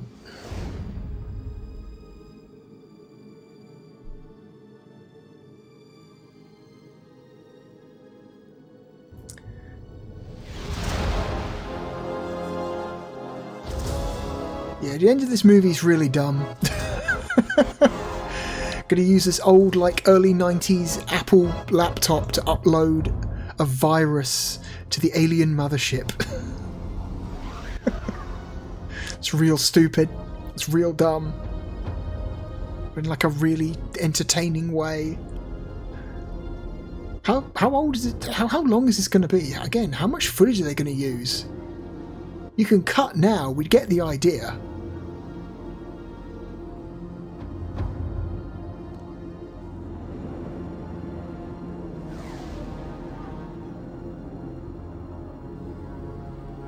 Yeah, all of this stuff in the movie was all models, all miniatures stuff that they built physically, so as a result it ages a hell of a lot better than like early CG does.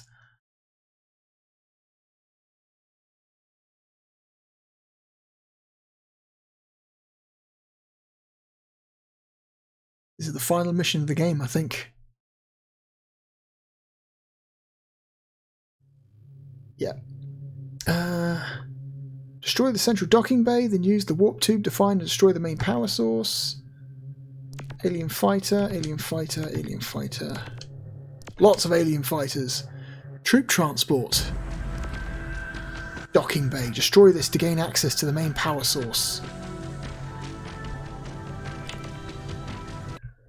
Okay.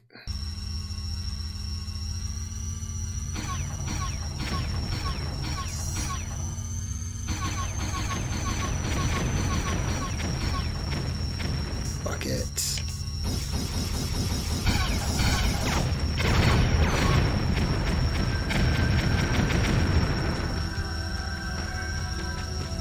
Oh yeah, sure, there's a jump gate inside the mothership. Alright.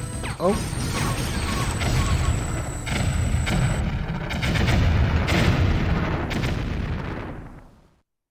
Yeah, because I can kill everything basically in one hit with the missiles, it goes down immediately. Oh my god. And again, more footage from the movie. Yeah.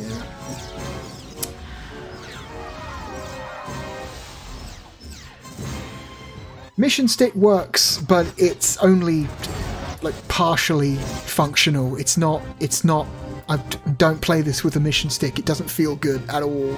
Play this with a regular controller. Oh my goodness. Here's more footage I might have to cut out. Hopefully I don't have to.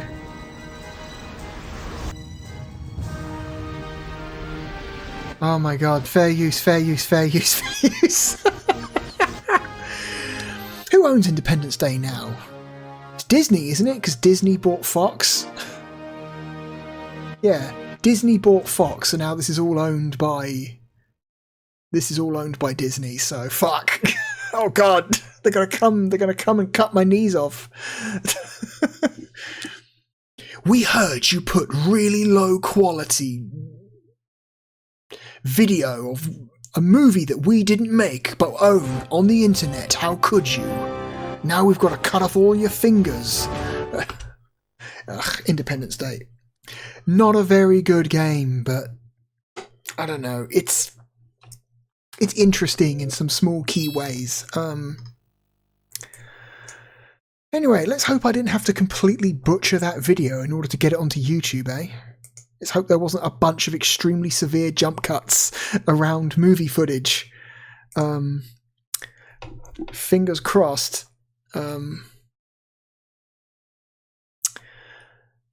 So, where is Independence Day going on the list? It's not a particularly great game. Virtua Fighter 1 is a better game. Saturn Tomb Raider is a better game. Doom is a better game. Gex is better. Pandemonium is better. I'd rather play Gekimugen-tan Toriko. Crime Wave is a better game. FIFA 97 is better on the Sega Saturn. Myst is better. Olympic Soccer is better. Titan Wars is better.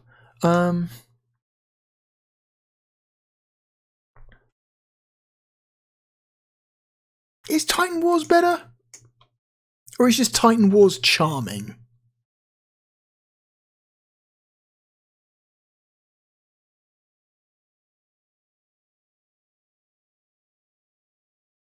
It's better than Titan Wars. What am I doing? Okay. Between Clockwork Knight 2 and Crime Wave.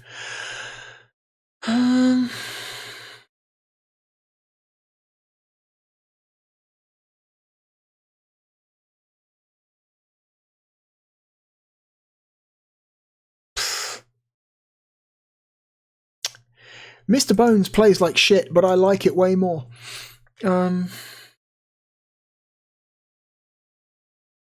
Actual Golf is better.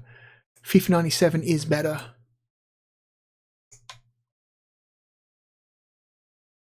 F1 Challenge is a better game. FIFA 96 is a better game. Virtual Racing is a better game. True Pinball is better. Myst is better.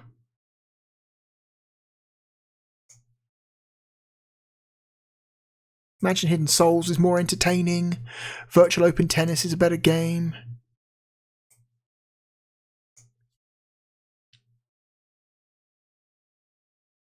It's better than Clockwork Knight 2.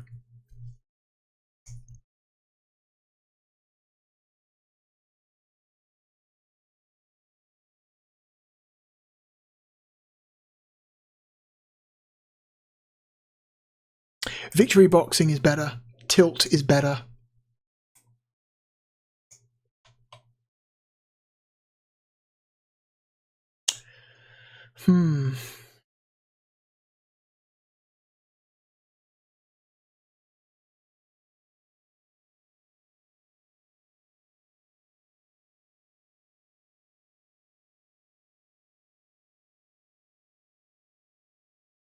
I like Olympic Soccer more. Terry Pratchett. The Saturn version, the Saturn port of Discworld is a mess, but I still like that game better. I think I like Space Jam better. I think it's going between Space Jam and Clockwork Knight 2. Here we go. Independence Day.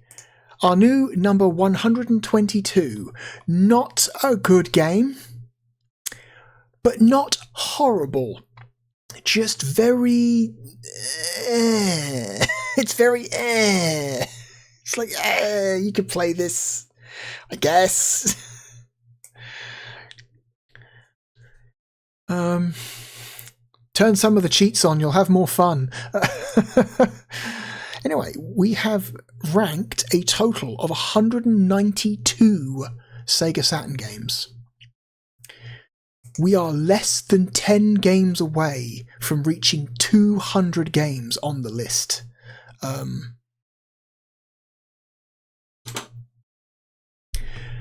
We might even do it before the end of the year. I'm trying to think how many weeks left in the year.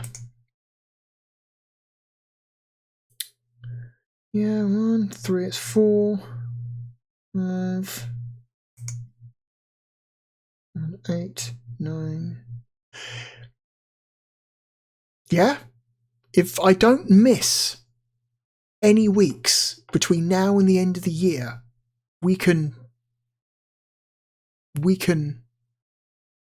reach 200 before the end of the year, before the end of 2026. Okay, I need to lock in and make sure that that's a thing then, because that would be cool if we could end the year with passing 200.